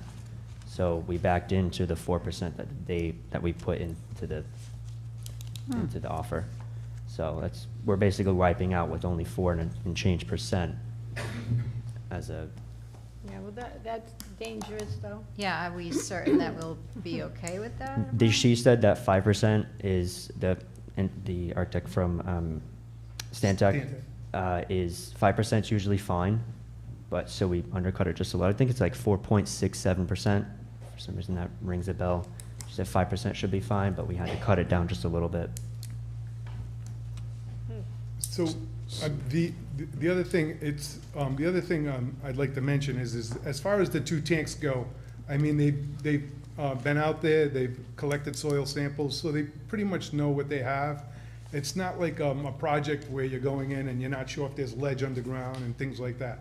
So there always can be things that come up, obviously, but for the most part, it's the repairs in the tank that has been inspected. We've had divers in there to take a look at the inside. We know what we're expecting in there. Am I saying that we aren't gonna find any surprises? I'm not saying that, but I mean, we do have a good view of, you know, what we're gonna be attacking here. So if it is over the 4%, where are the funds coming from? Good question. The fund balance, I'm assuming? Fund right? balance. Okay. Yeah, we'd have to amend the budget and appropriate. I've committed a lot to that fund balance, but I get it. Yeah, yeah. I mean, it's there to be used in situations like this, but again, I don't want to say I'm any expert in this, but that's why we have Stan Tech, and she said, you know, instead of 5%, we use 4%, and that's a difference of a couple dozen thousand. So. Okay. So you feel comfortable? Yes, yes, Okay. I do. We have to go with your expertise. All right, so I'll make a motion that we approve the amount of ARPA funds, $3,274,560. A recommendation made by Water and Sewer Superintendent regarding the choice of bid award to RP, I'm just going to say the whole name, Ianucillo and Sons Construction Company, 70 Calverley Street, Providence, Rhode Island. Do we want to mention anything about the contingency in the motion? Not to exceed the allocated Okay, 100 so, and, yeah, so then I'll add that a 4% contingency amount on this renovation project of not to exceed $130,982 for a total project budget of $3,405,542. That's a motion. Is there a second? A second with discussion. I have a question. Just real quick, so I'm fine with capping the contingency, but what happens if now we're at 6-7% contingency? Do they stop the work and then they come back to the council for more money? there would be a change order that would have to be, yeah. And then we'd vote on, We'd have I to just wanted vote to on make sure it. that that process Yeah. is on the And record. would this not come out of water? No, because this, I mean, well, I guess it could, but water doesn't really have that many funds to fall back on to begin with. Yeah, the enterprise. Yeah, No, we're kind of whittling it down. yeah. And these are all required, I mean, we've got to do these things, right? Yeah, I mean, you know, we have those tanks sitting up there, they've been up there for years, not only an eyesore, but, I mean, they're painted with lead paint. They really should be dealt with. You know, I mean, some of the minor upgrades, I mean, it's $20,000, but the minor upgrades at the pump station, you know, we could scratch that. But I mean, I really just don't feel comfortable having those tanks up there. You know. That makes sense. So we have a motion and a second. Any other discussion? Roll call, please. Mr. Biragad. Yes. Ms. Hamilton. Yes. Mrs. O'Hara. Yes. Mr. Ogier. Yes. Ms. Alves. Yes. There was two parts on there. The next was for the engineering services during construction with Stantec. So Stantec's been on this project from the beginning, you know, the design, the bidding, right through. And so, since they put all that together, you know, we feel comfortable with them seeing this project through. There's a lot of parts to this project, you know, the making sure correct paint, it's applied properly, the temperatures are right, disposal of materials. You know, there's a lot to it, so this is something that's, I wouldn't feel comfortable doing in-house, so we definitely need to go out for this. And So this is also from ARPA yes, it funds? is. Okay, I'll make a motion that we approve the engineering with Stantec for the Comstock water tank rehab and industrial drive booster pump station. This will be funded from ARPA funds in the amount of $146,000. Second. We have a motion and a second. Any other discussion? Yeah, just a quick question. This is gonna sound like a stupid question, but when the tank is being worked on, there's no water in it, That's right. but yet services won't be interrupted, right? Right, that's right, yes. So why do we need the tank? Was it, well, it's not ideal, so the way the system is designed, right, is we fill the tank and it gravity feeds out to the Right, system. right. While it's under construction, what you do is you basically have a pressurized system that runs off a pump inside. It's not really ideal, that pump is running 24/7. Every Okay. time somebody's pulling a little bit of water, the water goes out into the system. When it's not, there's a pressure relief valve that opens up, and you're just running that pump and you're All right. running that water I in a just was circle. So curious. it's, Okay. it's just not an efficient way to run. Yep. Okay, so we have any other questions? Roll call, please. Mr. Biragad. Yes. Ms. Hamilton. Yes. Mrs. O'Hara. Yes. Mr. Ogier. Yes. Ms. Alves. Yes. Thank Thank you. You know, if I could just take a second, I was at a party this week, a retirement party, and there were people in your field there, and 3 different people came up to me when they found out, you know, that I was on the council, and they were singing your praises and telling us how fortunate we are to have you in our water department. Oh, thank you very much. Nice to hear. Thank you. Someone like to make a motion to extend? I'll make a motion to extend the meeting. Can we get it done in a half hour?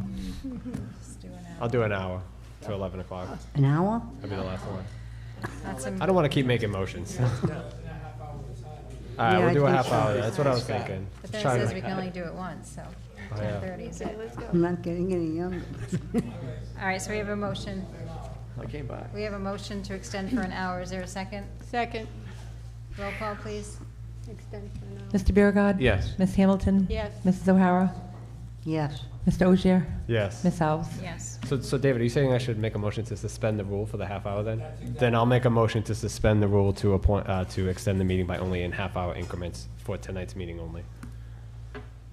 We have to technically suspend the rule, is what he's advising. Okay. So we have a I'll motion. second that. All right. Got our Oh, back. good Lord. We have a motion and a second. I'll ask. Roll call. Mr. Biragad. Yes. Ms. Hamilton. Yes. Mrs. O'Hara. No. Mr. Ogier. Yes. Love it. Thank you, love God, I had. Mr. Ogier. She doesn't. I said yes. Ms. Alves. Yes. Yes, okay, good. Still got it. Discussion by council vote or other action on purchase of 3 police vehicles for North Smithfield Police Department. Chief Lafferty.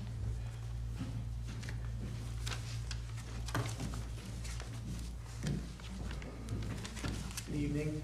Good evening. The reason why I'm here today, as you can remember, when the budget was passed, we didn't get any funding for any police cruisers due to the grant that may come to, or will come to fruition around October, where we were going to get 3 marked and 1 unmarked. Since the passage of the budget, I brought Detective Steve Donovan, who runs our fleet of cruises. He tabulates all the mileages for unmarked and marked cruises, as well as any accident, repair, oil change, tire change. So I would like to change out some of our unmarked cruises that are very, very high in mileage. And a lot of the unmarked cruises that have our very high mileage, we have a detail fleet. So I don't allow cruisers that are on the patrol fleet to sit at a highway at a detail for a construction company, because it's just running and it's a lot of wear and tear. Yeah. So by separating the fleets for detail cars and patrol cars, I've cut down on a lot of the maintenance that would wear and tear on the working fleet or the cruises that are in patrol every day. Those cruises, since its inception of having the detail fleet, which is, I want to say, 5 or 6 years ago, we've implemented it. They're getting very old, and we need to put them out to pasture, so to speak, to auction. When we do that, we want to replace those detail cars unmarked, or we strip them out. And we want to use the SRO cars that the SROs have at the schools, and some of the administrative cars will pass on to SROs and then replace those administration cars. So they're all unmarked units. So I felt, and with a discussion with Steve over the past 6 months, that instead of waiting for the next budget, we may want to act on doing this now because of our abundance of details we've been doing on a daily basis for the last year. And it looks like for the next year and a half, the highway project going on 146 is going to go on for at least three more phases. So instead of working from behind when cars break down and replacing them, we've thought, after looking at the mileages, and we did add an SRO this year to the rank and file at the elementary school. We usually have them have a patrol car there unmarked. So that's the additional car, and then 2 replacements in the admin, and it just kind of bumps out, trickle down to the details. So I'm going to have Steve explain the mileages and where the cars are going, because he does it every day, and I had him do it. So I wanted him to present on exactly where the cars are going and why we need them. Good evening. As far as the chief said, we are going to be looking to replace 4 vehicles that are currently in our fleet now. Those vehicles are in the excess of 120 to 130 mileage range, and they are coming up on 8, 9, and 10 years old. So they are pretty much just kind of falling apart around, themselves. So as the chief said, we are looking to purchase 3 vehicles, which from McGovern Municipal, which is on the MPA list, in the total amount of $124 and $124,700.40. And those 3 vehicles will be used to replace administrative vehicles. Those admin vehicles will be we rotate vehicles around, if that makes sense. When we send vehicles out to pasture, as the chief said, those vehicles have to be replaced, and then new vehicles come in and replace those vehicles. So the funds would be coming out of the detail account, which is the funds that when we work details, we charge the cruiser fees. And as of this morning, there was $164,000 in that account. I'm sorry, you say $164,000 in that account. And the total purchase for the vehicles alone would be the $124,700.40. And this does not include the lighting packages, which I do have the price on those in addition to the vehicles itself, which would be $4,700 each vehicle. So have you added that in to the total, or no? The 47 times 3? I just didn't do the math, but I do have the. Okay. So you're saying that the average mileage is about 120, 130 in that general vicinity? Correct, ma'am. We have one vehicle that's 122,000, another vehicle that's 103,000, and another vehicle that's 116,000. And just to interject, another reason why we're here tonight, instead of waiting for next budget, is by the time we get the cars delivered and set up, it's sometimes, 6, 7 months? It could be an extended period of time. This process would be a lot shorter, because as I did speak with the finance director prior to this, that is an issue that we run into, is like going out to bid and having to get the different quotes. So I did meet with him about approximately, I'd say 3 weeks ago, and we went over kind of the whole MPA list and looked through the requirements that would be on there. So that would kind of, based on reading the requirements on the MPA list, we would be able to avoid having to go out for bid and the whole process of that. And Chief, how does this relate to the grant that we got? I mean, did we do anything? Where is that grant? What is happening with that grant? I'm still waiting. I guess the grants are released sometime in October. I had an email from Mark, the planner, that because we worked on it together. So I guess they're all released sometime in October. So the reason why I mentioned that is because I didn't put in for any cars because we were getting the Mark Cruiser grant. For marked cruisers. Right. These are for strictly unmarked cars, and with the amount of details we're going to do and we've already done, this doesn't affect the budget. It's third-party billing, so to speak.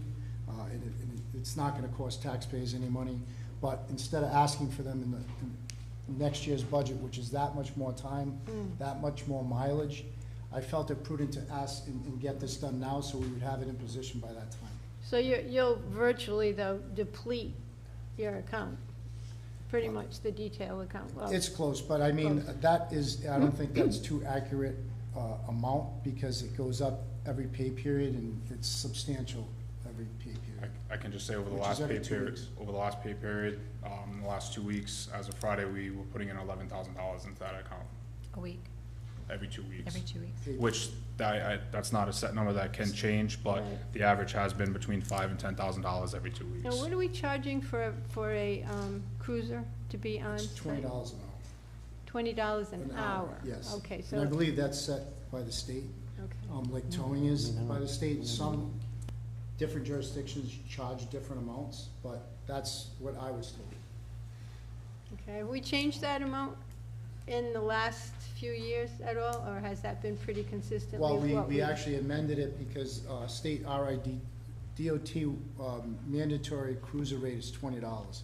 So we had a $25 rate, so I make thought it so. consistent. Yeah. We moved it to 20 to make it more consistent, and to be within the state, what they consider. So, like state police, when they do all the DOT, it's $20 per cruiser per hour. Yeah, we changed it because we just felt that obviously if we're gonna charge our DOT $20 per what they're gonna pay, it's streamline it and charge everybody $20. That way we're not charging other companies $25. I like the 25. I go for 30. Okay, thank you. Thank you. Thank you. Anyone like to make a motion? So we'll have to add that. So it's this number here, 138,840. 1 million? No. Wait, no. 138. $138,800.40.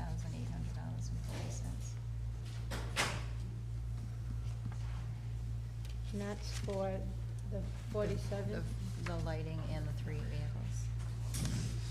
Okay, so I'll make a motion that we approve the 3 Ford Explorers as replacement for vehicles that will be removed from service, ranging in mileage from, we said like 116 to 130. Correct. 8, 9, 10-year-old vehicles, in the amount of $138,800.40, which is an inclusive number for the lighting package as well. That's a motion. Is there a second? Second. Second. Any further discussion? Do we need to say where it's coming from? Okay, and in addition, that money will be coming from the police detail account, 1-124-600-42500. Do we have a second? Second. Any further discussion?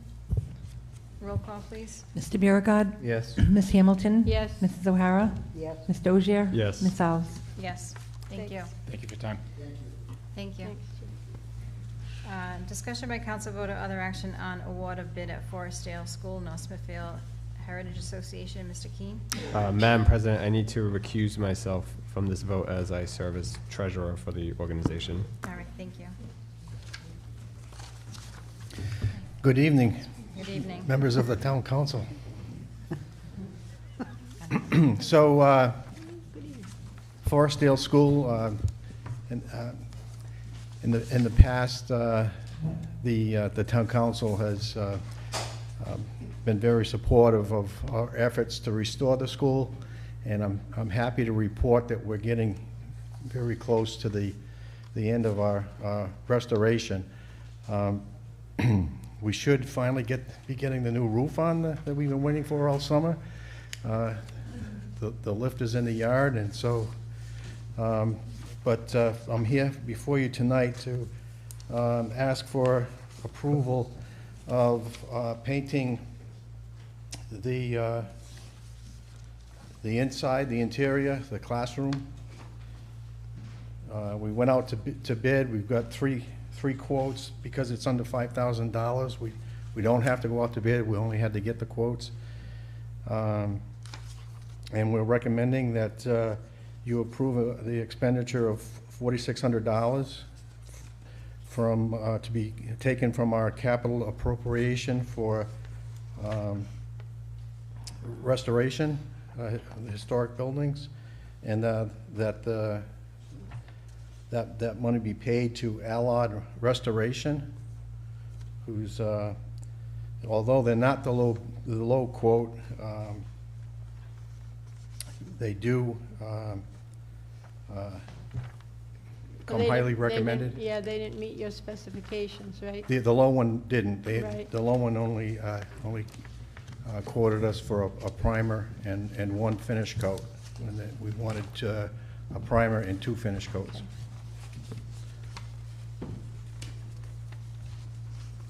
Well, Anyone like to make a motion? I'll make a motion to approve an expenditure of $4,600 from the capital appropriation for Allied Restoration to paint the school classroom.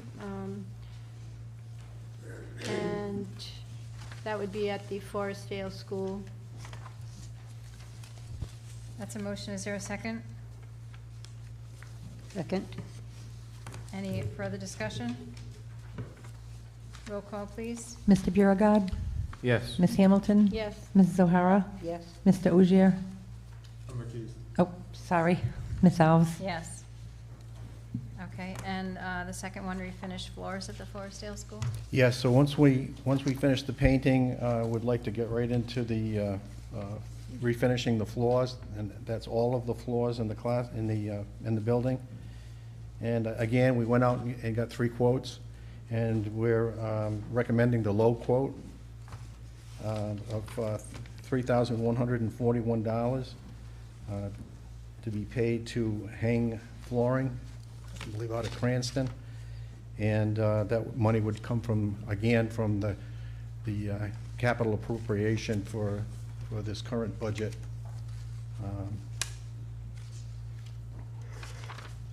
Okay, I'll make a motion to approve $3,141 to Heng, H-E-N-G, Flooring of Cranston for the refinishing of the wood floors in the Forestdale School. That's a motion. Is there a second? Second. Any further discussion? Roll call, please. Mr. Biragad. Yes. Ms. Hamilton. Yes. Mrs. O'Hara. Yes. Are you voting on this one? I'm still recused. Okay. And Ms. Alves. Yes. Thank you so much for your support. Thank you. All right. Mr. Porter's not here. All right, discussion by council vote or other action on payment of bills.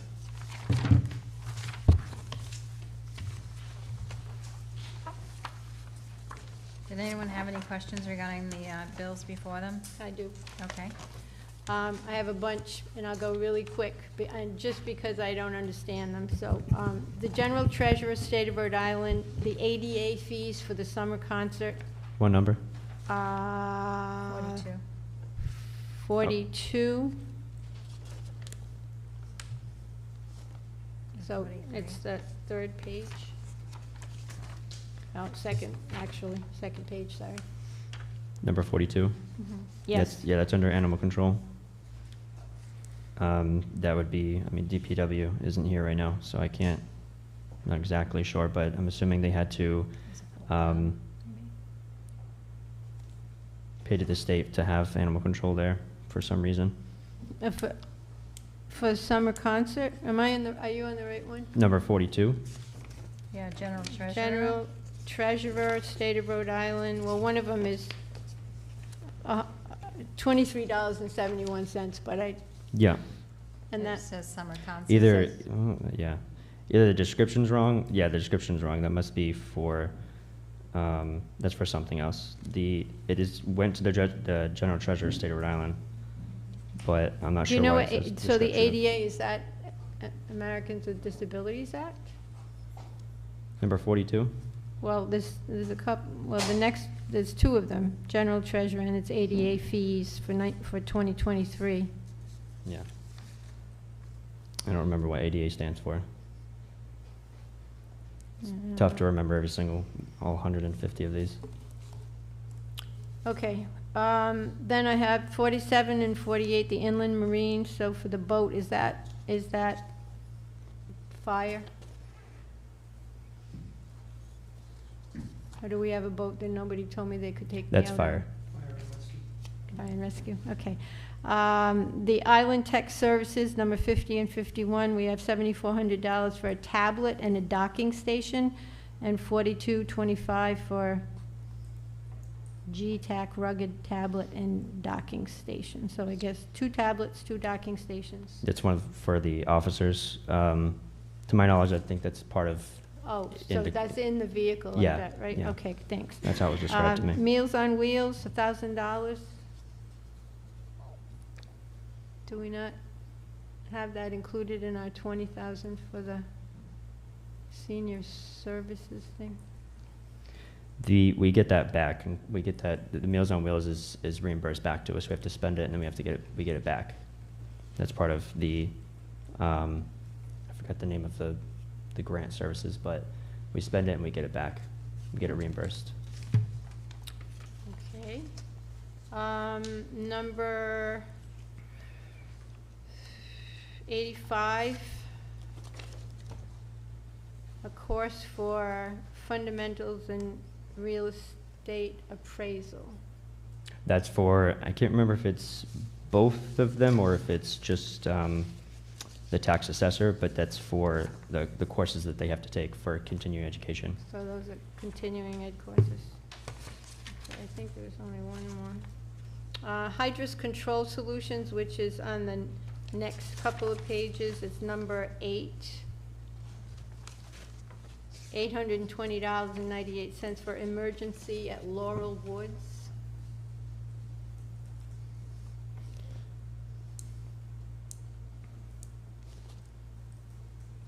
That's underwater. Yep. Do we know why we would do that with a private company?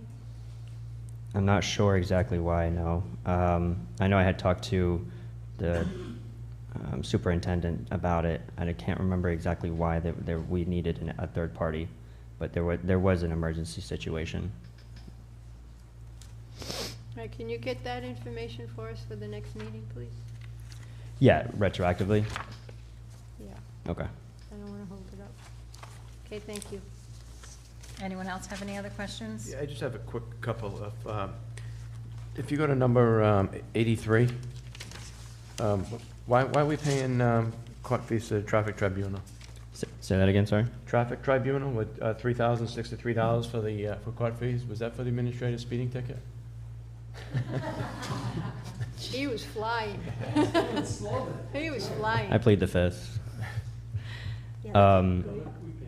Yeah, we pay that ritualistically. Well, I'm sorry, what?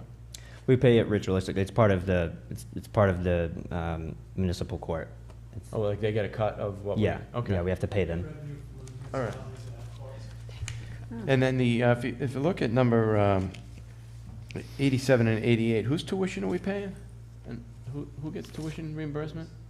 Police. Yeah, they're Really? one of the few people that they get Wow. tuition reimbursement. Yeah. Okay. Must be nice. Yeah. We didn't get that. We can opt My for that, God. right? Yeah, but you better know. Police. Remember what he Okay. said. He- Any other questions? Nope. Thank you. Anyone like to make a motion? I'll make a motion that we approve, this is it, right? 29. Total payments of $2,972,278.77 for monthly bills. It's a motion, is there a second? Second. Any further discussion? Roll call, please. Mr. Biragad. Yes. Ms. Hamilton. Yes. Mrs. O'Hara. Yes. Ms. Dozier. Yes. Ms. Alves. Yes. Discussion by council vote or other action on consent agenda. All items listed in this section are considered in one motion. There will be no separate discussion of these items unless a councilor requests, in which event the item will be removed from the consent agenda. Town council minutes of August 7th, 21st, 31, and September 7th. Communications from the Animal Control monthly report for August 2023. North Smithfield Municipal Court monthly report for August 2023. North Smithfield Police Department monthly report for August 2023. North Smithfield Fire and Rescue monthly report for August 2023. Would anyone like to remove any of these items? Nope. Not hearing any. Would anyone like to make a motion to approve? I'll make a motion to approve the consent Second. agenda. That's a motion, and we have a second? Yes. Any further discussion? Roll call, please. Mr. Biragad. Yes. Ms. Hamilton. Yes. Mrs. O'Hara. Yes. Mr. Ogier. Yes. Ms. Alves. Yes, thank you.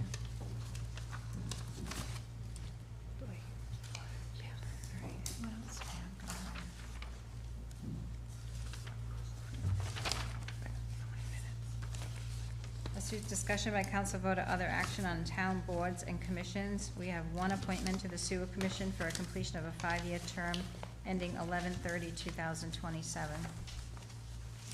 I'd like to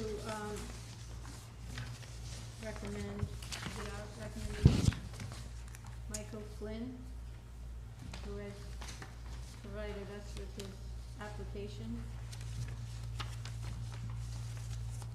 He's a self-employed tax preparer. Sorry, Michael Flynn, self-employed tax preparer, insurance agent, and he has applied for the sewer commission. And he has a lot of patience. He's been regularly attending the meetings. Oh, my God. God bless him. And we'd like to fill one of the 2 vacant seats. All right, that's a motion. Is there a second? Second. Any other nominations? None being heard. I'd like to make a roll call for Michael Flynn. Mr. Biragad. Yes. Ms. Hamilton. Yes. Mrs. O'Hara. Yes. Mr. Ogier. Yes. Ms. Alves. Yes. Thank you. Then we have an appointment Sorry, for, we waited so long. one appointment to the Senior Citizen Committee for a completion of a 2-year term ending 11/30/2024. Madam President, I would like to nominate Mary Lou Bray, whose application is in your packet. Second? Second. We have a motion and a second. Any further discussion? Roll call, please. Mr. Biragad. Yes. Ms. Hamilton. Yes. Mrs. O'Hara. Yes. Mr. Ogier. Yes. Ms. Alves. Yes. Then we have an appointment to the Asset Management Commission for a completion of a 5-year term ending 11/30/2027. I'd like to make a motion, Madam President, for Gail Berlingoff to be appointed to the Asset Management Commission. I think she would be a tremendous asset, to use it as a pun, to the committee. And I think it's important we get this committee definitely filled. I think it has a lot of potential value that we haven't tapped into yet. So that'd be my motion. Second? We have a motion and a second. Any Second. further discussion? Second.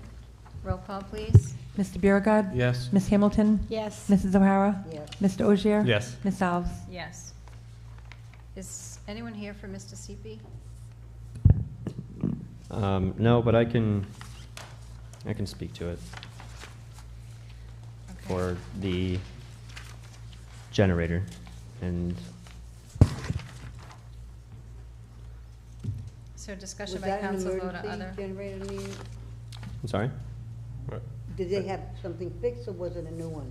I'm pretty sure it's a new one. New one going to be installed, 26,000. Discussion by council vote or other action on approval for North Smithfield Elementary School generator design plans and specifications. So, as Mr. Administrator had said, 26,000 is what, it's 26,250 is what they're quoting us for. We pay the 13,125 up front, and then the other 13,125, and then I have to go out to bid, which he just provided me today for the installation. So there's no grants for this? I have to ask. Did they know they would need this? Was it put into the budget? I'm not sure if they were aware of it needing that. I can't speak to that. Yeah. But it's coming at, regardless, it's coming out of the revolving fund. It's coming from the state MPA, so it's competitive pricing. So, 35% reimbursement. So what did you say about going out for bid for, what did you say, for installation? Is that what you said? we have to go out for bid for installation. The generator, the company who's providing the generator is on the MPA, but I have to go out to bid for the installation of the generator. Oh, installation. Yeah, installation. Yeah, I have all the bid specs and everything. I just received them today. Well, should we wait till you get everything together and you can bring it back to us as the total package? We have to purchase it first, and then it's two separate companies that we're going through. So we purchase it, we have it, install it. And will we get like a 35% on, from Ryback? Correct. So we'll get a rebate, a reduction.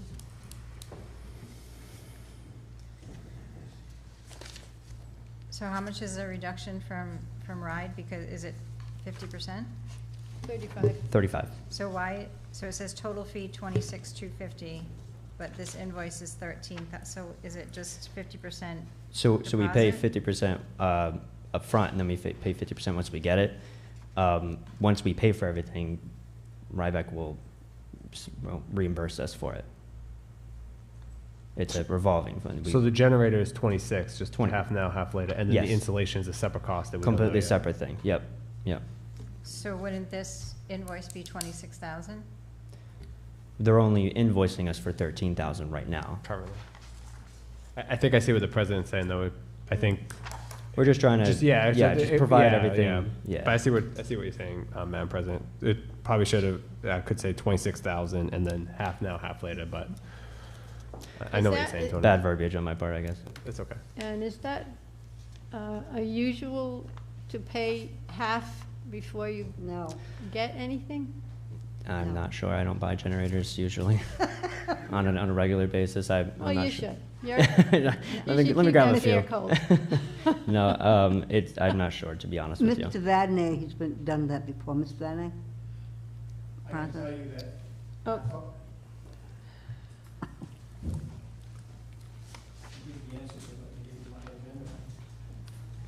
Good, then that's a good idea. Normally, that's what you do. You pay half up front. You're not going to see that generator for 5 or 6 months. These aren't sitting somewhere in a parking lot. You order it, then they build it. It took us 5 months to get that one. Okay. That was before the pandemic. So then we should. So you got to put up half up front, and then they're going to build it do for the you. 26, so. And then they'll ship it. When you get it, then you pay the other half. That's standard fare for that. And then getting it hooked up, you have to have the generator sitting here so they can pipe it in, because it's all underground utilities that are going to be put in. There's a switchgear that's going to be put in the building so that it automatically goes on when the system goes down. It's like instantaneous. So will we get a 35% reimbursement from Ryback for the total of this, including installation, I would imagine? I don't know about the installation. I can't, I'm not As a following rule? that close, but I just Yeah. know that they can get reimbursement Right. on any money that they spend out of that revolving fund. Yeah. Is that a question towards me now? Well, I'm just, it would be better to probably have Mr. CP here. I don't know. Yeah, would I? You know, I appreciate you doing a valiant I'm trying. attempt. Yeah, no, I appreciate that. I just think there may be some questions, you know, whether it's the 13, whether we do the 26, and could he come to the next meeting? Is that going to be Yeah, I detrimental? can. Yeah, I mean, regardless, it'd be my advising to approve the 13,125 for now, Yeah. and then regardless, we're going to have to bring it back to council for the bid award anyways. But I can have them either answer questions, or you can through email, and I can provide it to the council for next meeting, or I can have them come to the next meeting, whatever the council desires. Yeah, I'm just thinking we don't know what the cost of installation will be. Could be. Yeah, that's part of the bidding 3,000, process. could be Yeah, yep. $35,000, Yeah, right? right. So I think we need to know that, well, that's my opinion, before we move forward. So Paulette, are you saying hold off until the bids come back? I'm saying till the next meeting.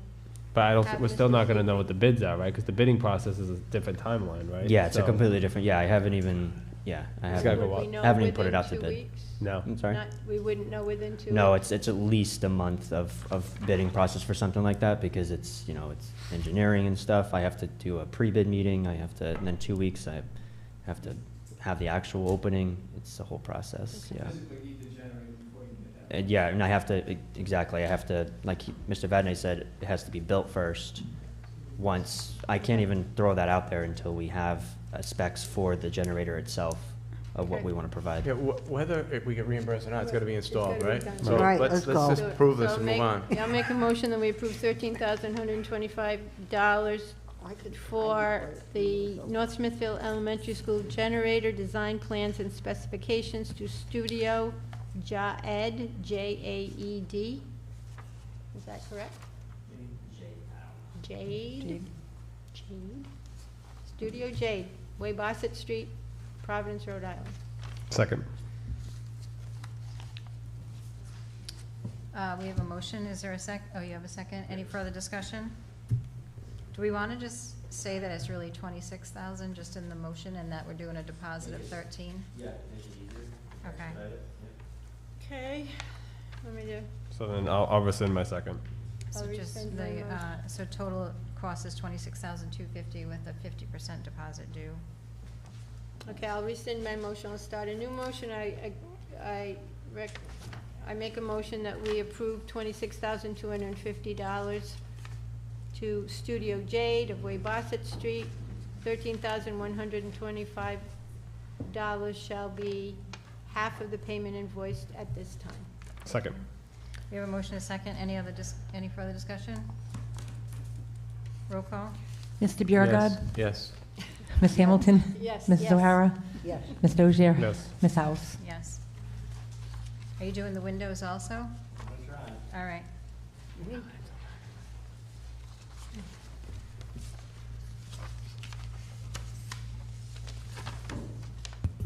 So it's my understanding this is something that's been going on. This is something that was in the budget. It's only it's only a portion. It's $298,288.12. Remainder to still pay is $201,686.88. I guess they're doing it in 2 different phases or multiple phases. This is phase 3 out of, I don't know, probably 4. I'll make a motion to approve the payment to Danielson Glass Company for aluminum windows and vents in the amount of $298,288.12, Excuse with me, funds on coming what? from the revolving fund. The high school. The high school, because they're already installed, aren't they? Yeah. Still making my motion. no? Second. We have a motion and a second. Any further discussion? Roll call, please. Mr. Biragad. Yes. Ms. Hamilton? Yeah, oh, yes. Mrs. O'Hara? Yes. Mr. Ogier? Yes. Ms. House? Yes. Paul, what do you have Right here? Then BITS stuff. Oh, yes, yeah. Old business. Old business, we skipped right over that. Oh, okay. Are you sure? Sorry, go ahead. I have nothing else to do, that's. Sorry. Old business, discussion by council vote or other action on status/progress report on completion of specific items. Municipal Building Review Task Force, payment of invoice 46497 to Tecton. I make a motion that That's we it. approve invoice 46497 dated August 31st in the amount of $4,000 for services rendered for Tecton Architects. Second. We have a motion, a second. Any further discussion? Roll call, please. Mr. Biragad. Yes. Ms. Hamilton? Yes. Mrs. O'Hara? Yes. Mr. Ogier? Yes. Ms. House? Yes. Sorry, Paul.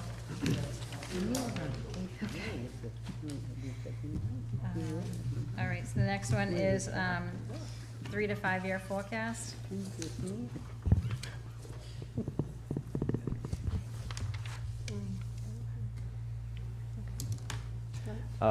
So, just, we've talked to the advisor, we've talked to, pretty much everyone. I'm not sure where we want to go from here. So you don't have anything additionally to, What was that? I know we had looked at tangibles, we had looked at, revenue and all that. Do you feel that? I remember the last thing that we had talked about, which is a little less than a month ago, was something about assessments. I'll be honest, I can't remember. It's been a lot since then.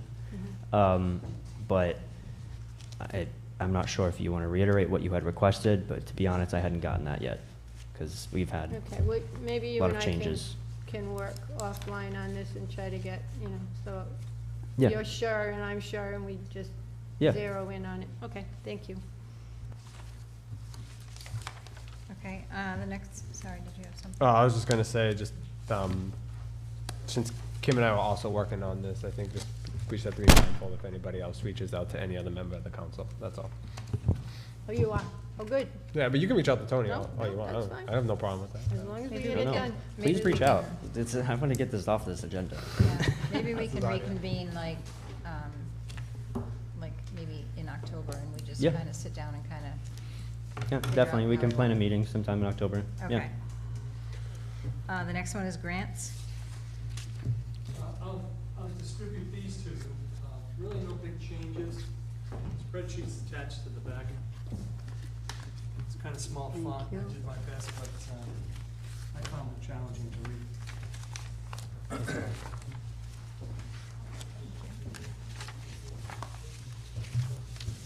If you want to go to the spreadsheet in the back, I'll just, there's two red lines down at the bottom, slight changes.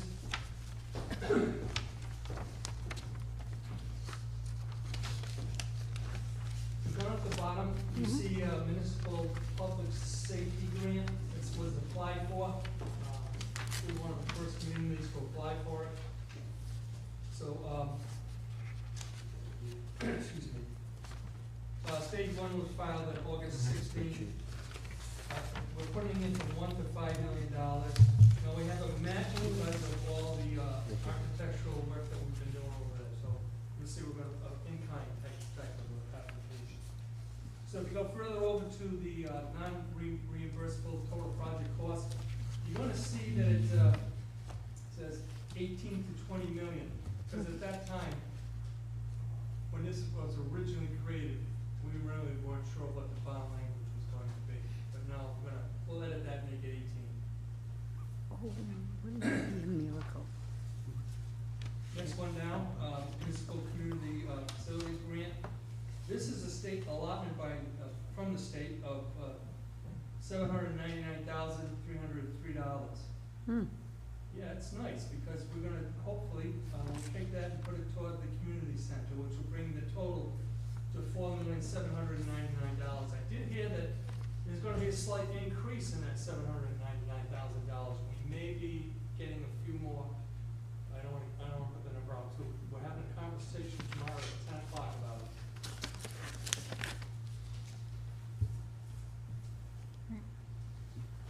Thank you. Do you want to wait? I just don't have the sheet. The next one is the human resource position. I just want to put this on, Tony, is there a time that we can get together and kind of meet and so we can start developing a job description and so we can get kind of moving along on this? Yes, it's all dependent on your schedule. We would probably want to involve the planning, or not the planning, the Personnel? personnel, thank you. They Okay. started with a P. I'm not sure how that dynamic would work, but we probably Okay. want to, I would assume, because Yeah.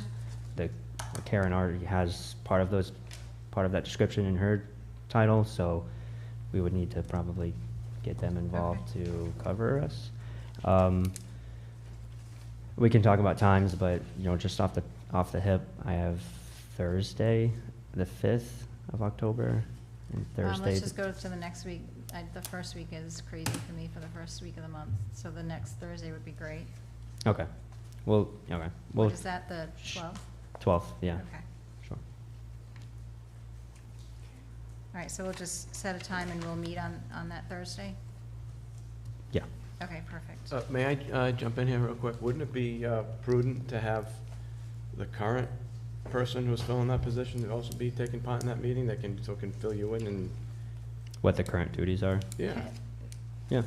Whoever, I don't know, whoever wants to be involved, yeah. Well, I think It's we up to- just have to sit and develop the actual job description. Yeah. Before we start going forward with it. I think it's just kind of sitting down and seeing what. Trying we to figure would- out what we require? Yeah. Okay, yeah. Yeah. All right. And then we can move forward from there. New business, right? So it's a no, I guess, it's no. Huh? I guess that's no, then so it's just, you don't need, Not yet, because we gotta develop a job description and kind of go from there. Discussion by council vote or other action on How Law Review Committee. Who's handling this one, Mr. Porter? There's a letter. So we're just doing it from here? Yeah, so Madam President, I'll read it since I serve as the liaison for the Hallowell Committee. Mr. Porter is unable to attend this evening, but he sent a letter to the council just stating that, that the BH&A invoice is consistent for what was completed during the months of June and July, and he hopes that this matter is addressed tonight and not continued, as that would put the committee into mid-October for payment of the July invoice, when the council would have an opportunity to review it. Do you have the invoice? I can't find it in my packet. So for the total, just for everyone's, what's in the packet, the invoice is dated on August 14, 2023 from BH plus A. Total amount is $6,175, for which that money is allocated across architecture, landscaping, and that's it. That's a motion. Second? So we have a motion and a second for BH&A. Any further discussion? Roll call, please. Mr. Biragad. Yes. Ms. Hamilton. Yes. Mrs. O'Hara. Yes. Mr. Ogier. Yes. Ms. Alves. Yes. And then, The bottom, right? what's that? At the bottom down here, right? Yeah. Discussion by council vote or other action on penalty and adjustments. Tony?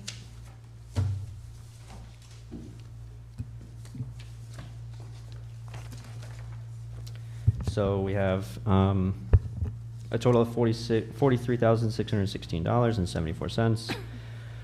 $28,267.33 is part of just businesses that have gone out of business, essentially, or don't exist. And then the other 15,349.41 are people that have deceased, passed away. Can I ask you a question about Creatures? They're still in business. I'm not sure about their history I just know that when it was given to me, it was labeled, if I remember correctly, it was labeled they're no longer in business. But No, they are. I didn't do the due diligence on the company. How many years can it go back? In terms of what we can wipe out. I'm just wondering, is this because it's too old, or? Yeah, I mean, well. They're still there. Yeah, are they? Okay, well, Yeah. I'll have to do some research on that then. Mm. Yeah, I would suggest not approving this then, so I can Yeah. do some Right. research on it. Thank you. Yeah. Yeah, I appreciate that. Okay. All right, so we're gonna table this part of it until, next meeting? I'll probably have more to add next week. Okay. How about the, do you want us to do the tax adjustments, though? The people who have deceased? Mm-hmm. Yes, you can approve that. The 15,34941.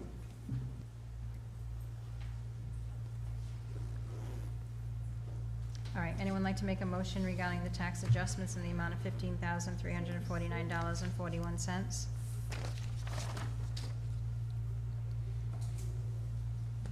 C and C. Hmm? And these are people that are no longer Dead. here. Well, they're no longer dead. They would be alive then. Yep. So, okay. Wow, that was like. Because this was a company that was here for many, many years and they moved out. So I know they're still in existence, just in a different community. Yeah, yeah, so technically, yeah, anything past a certain amount, we just wipe off. All right. Technically, there's only so much we can legally pull from, but, you know, our previous finance director built this nice little table that we have at the bottom right of the first page to try and collect some. Okay, I'll make a motion that we approve the tax adjustments, $15,349.41. Second.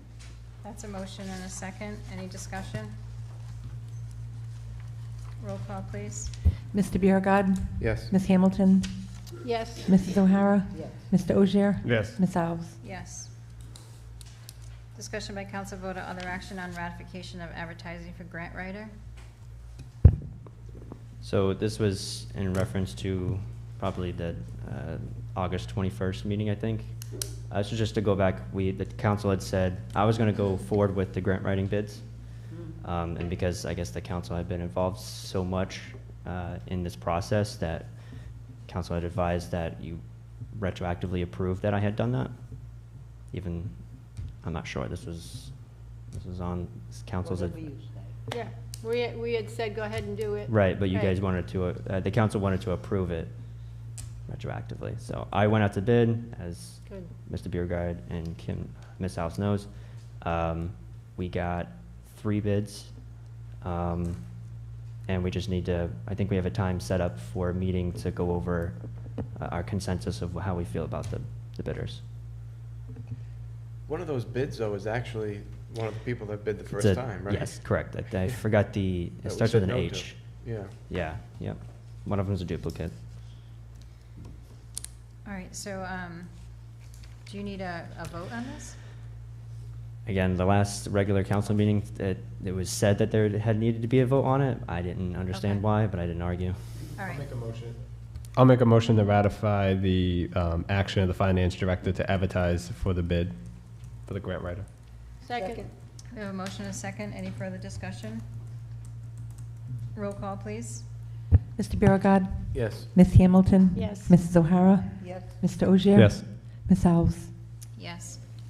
Discussion by council vote or other action on the rescinding of the open forum at the end of the meeting for agenda items only. Ms. O'Hara?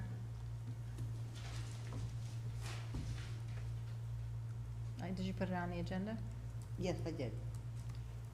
Well, I feel that normally the only time anyone takes advantage of that is a certain person. And it's usually grandstanding. And meetings are long enough without. And I would really like, when it's 15 minutes, for it to be 15 minutes. Because there's too many times it's the same person and they go on and on. I don't think there's a need. And generally, it's only one person that takes advantage of it. We did without it. I don't know of any other committees that do this. I don't think it's necessary.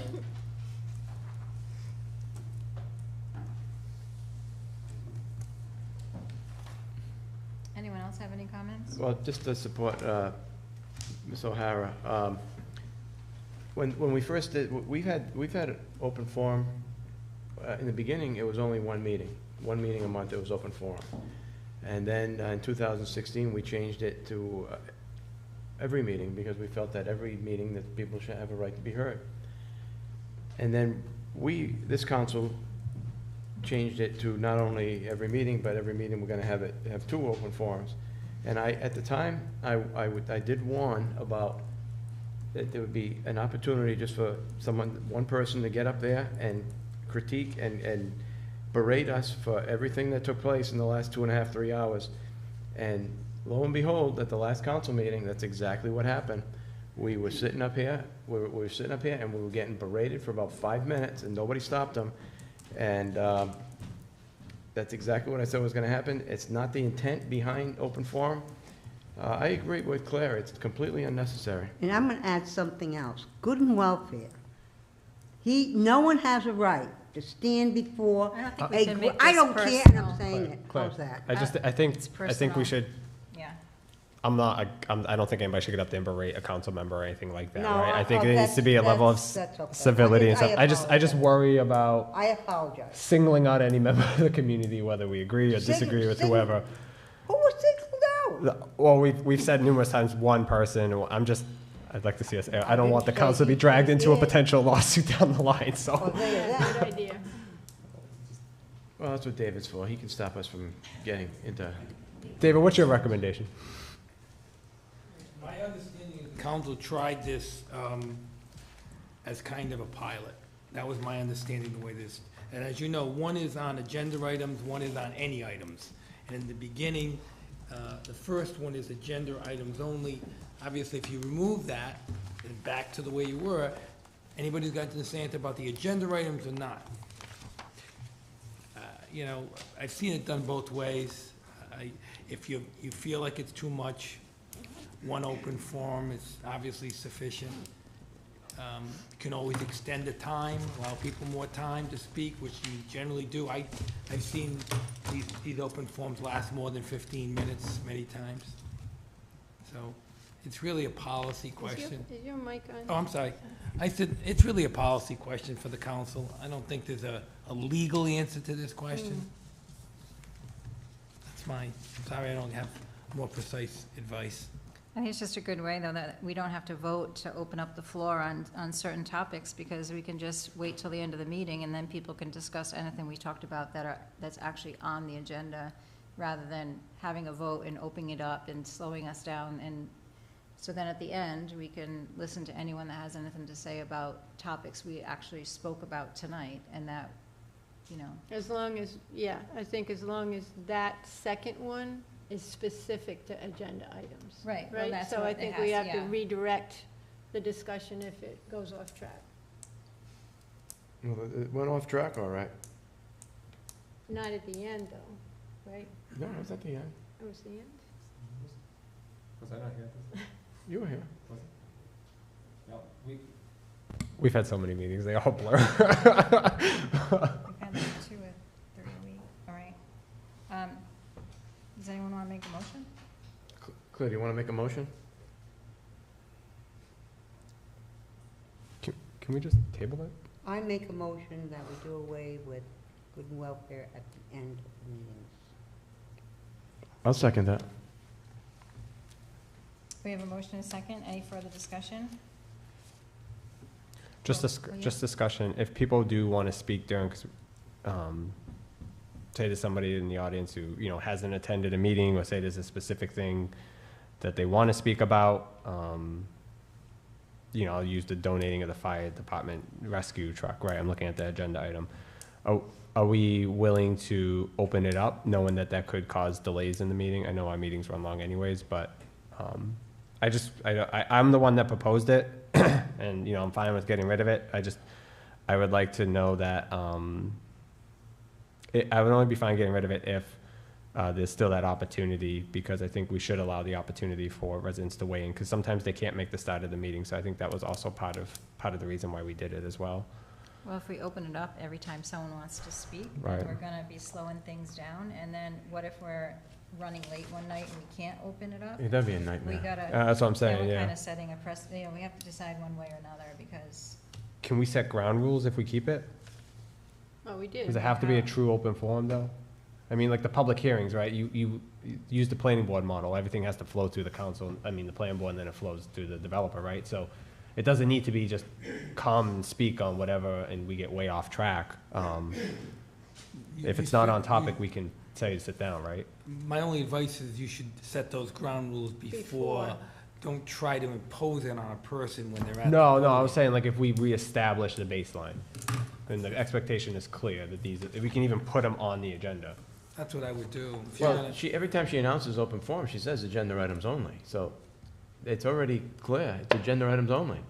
But I think, No, but I think what I don't know if the VP is getting to the point where you make it clear it's 15 minutes, you're only gonna give people a couple of minutes. I mean, you go to like school boards across the state, they have a timer. You got 30 seconds, a minute, 30 seconds, and they press a timer, you know, to keep people moving. And I know people don't like that, you may not like that, but it depends on is it the time you wanna stick to or the subject matter? Those are the issues, right? Is it the subject matter of the agenda items that you're concerned are going off base, or the time is too long, or too?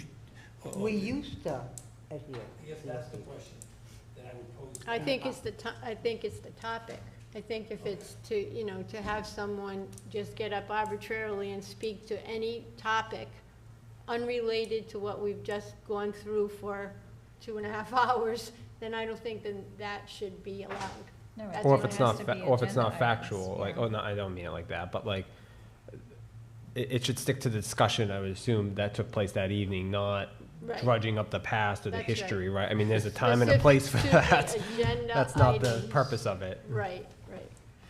And you'd have to, then you'd put that in your Spell that rules. out, I would have that description, that the chair will rule you out of order if you're off topic or outside of the discussion of that evening.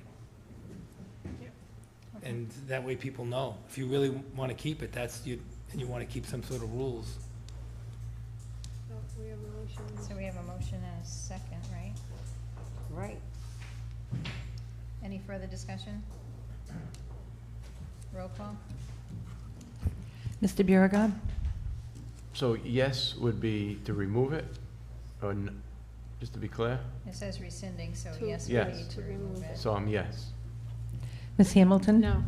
Mrs. O'Hara? Yes. Mr. Ogier?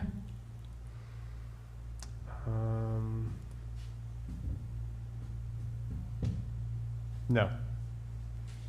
Ms. Alves? No. And I will bring a timer. And then last item is open forum for agenda items only pursuant to 42-46-6. See, we have somebody. Maximum of 15 minutes. 15 minutes. All right, perfect. Oh, we only have 5 minutes of the meeting. Less than The that. open forum has been mutated. First, my name is Paul Badney, 31 Greenwood Street. This open forum thing has been so mutated over the course of the last 5 or 6 years, where it used to be good and welfare. You remember those days? Good and well, someone would come up and bring up an issue, either something that they didn't like or something that they saw was wrong to look at. So my suggestion would be, you can have them on both ends of the thing, non-agenda, agenda items. Time limit. The person has a time limit. It doesn't matter if one person wants to speak and you're allowing 15 minutes for the whole session, a time limit on each individual person. So if they have an issue that they want to bring up, the council has the authority to say, okay, we'll take it under advisement, look it up, or we'll add it to the next agenda, agenda, Absolutely. so we can address it properly. That's how it used to work in the old days, and that may be where you want to go back to. By putting the time limit, the person comes up and gives their presentation or whatever. It could be, okay, we'll look into it, where the administration has to go look into it, whether it be the highway department, the police department, whatever, we'll look into it. People are speeding on my road, we'll look into it. Or some issue that they have, we'll put on the next agenda where we can discuss it. Thank That's you. Speaking to that, can we put it on, not the next agenda, but the meeting after that? Give it one more month, try resetting the rules, and if it doesn't work, then we can always get rid of it. Oh, we have another person. Jim Schmidt, I live in Forestdale, Rhode Island. I just want to thank you for keeping our freedom of speech available to us. Okay? That's what I wanted to say tonight. Thank you. Thank you. That vote you just gave. We still are able to talk to you after these meetings. Thank you. Thank you. Anyone else? One more time, anyone else? Make a motion to adjourn? Motion to adjourn. All in favor, say aye. Aye. Aye.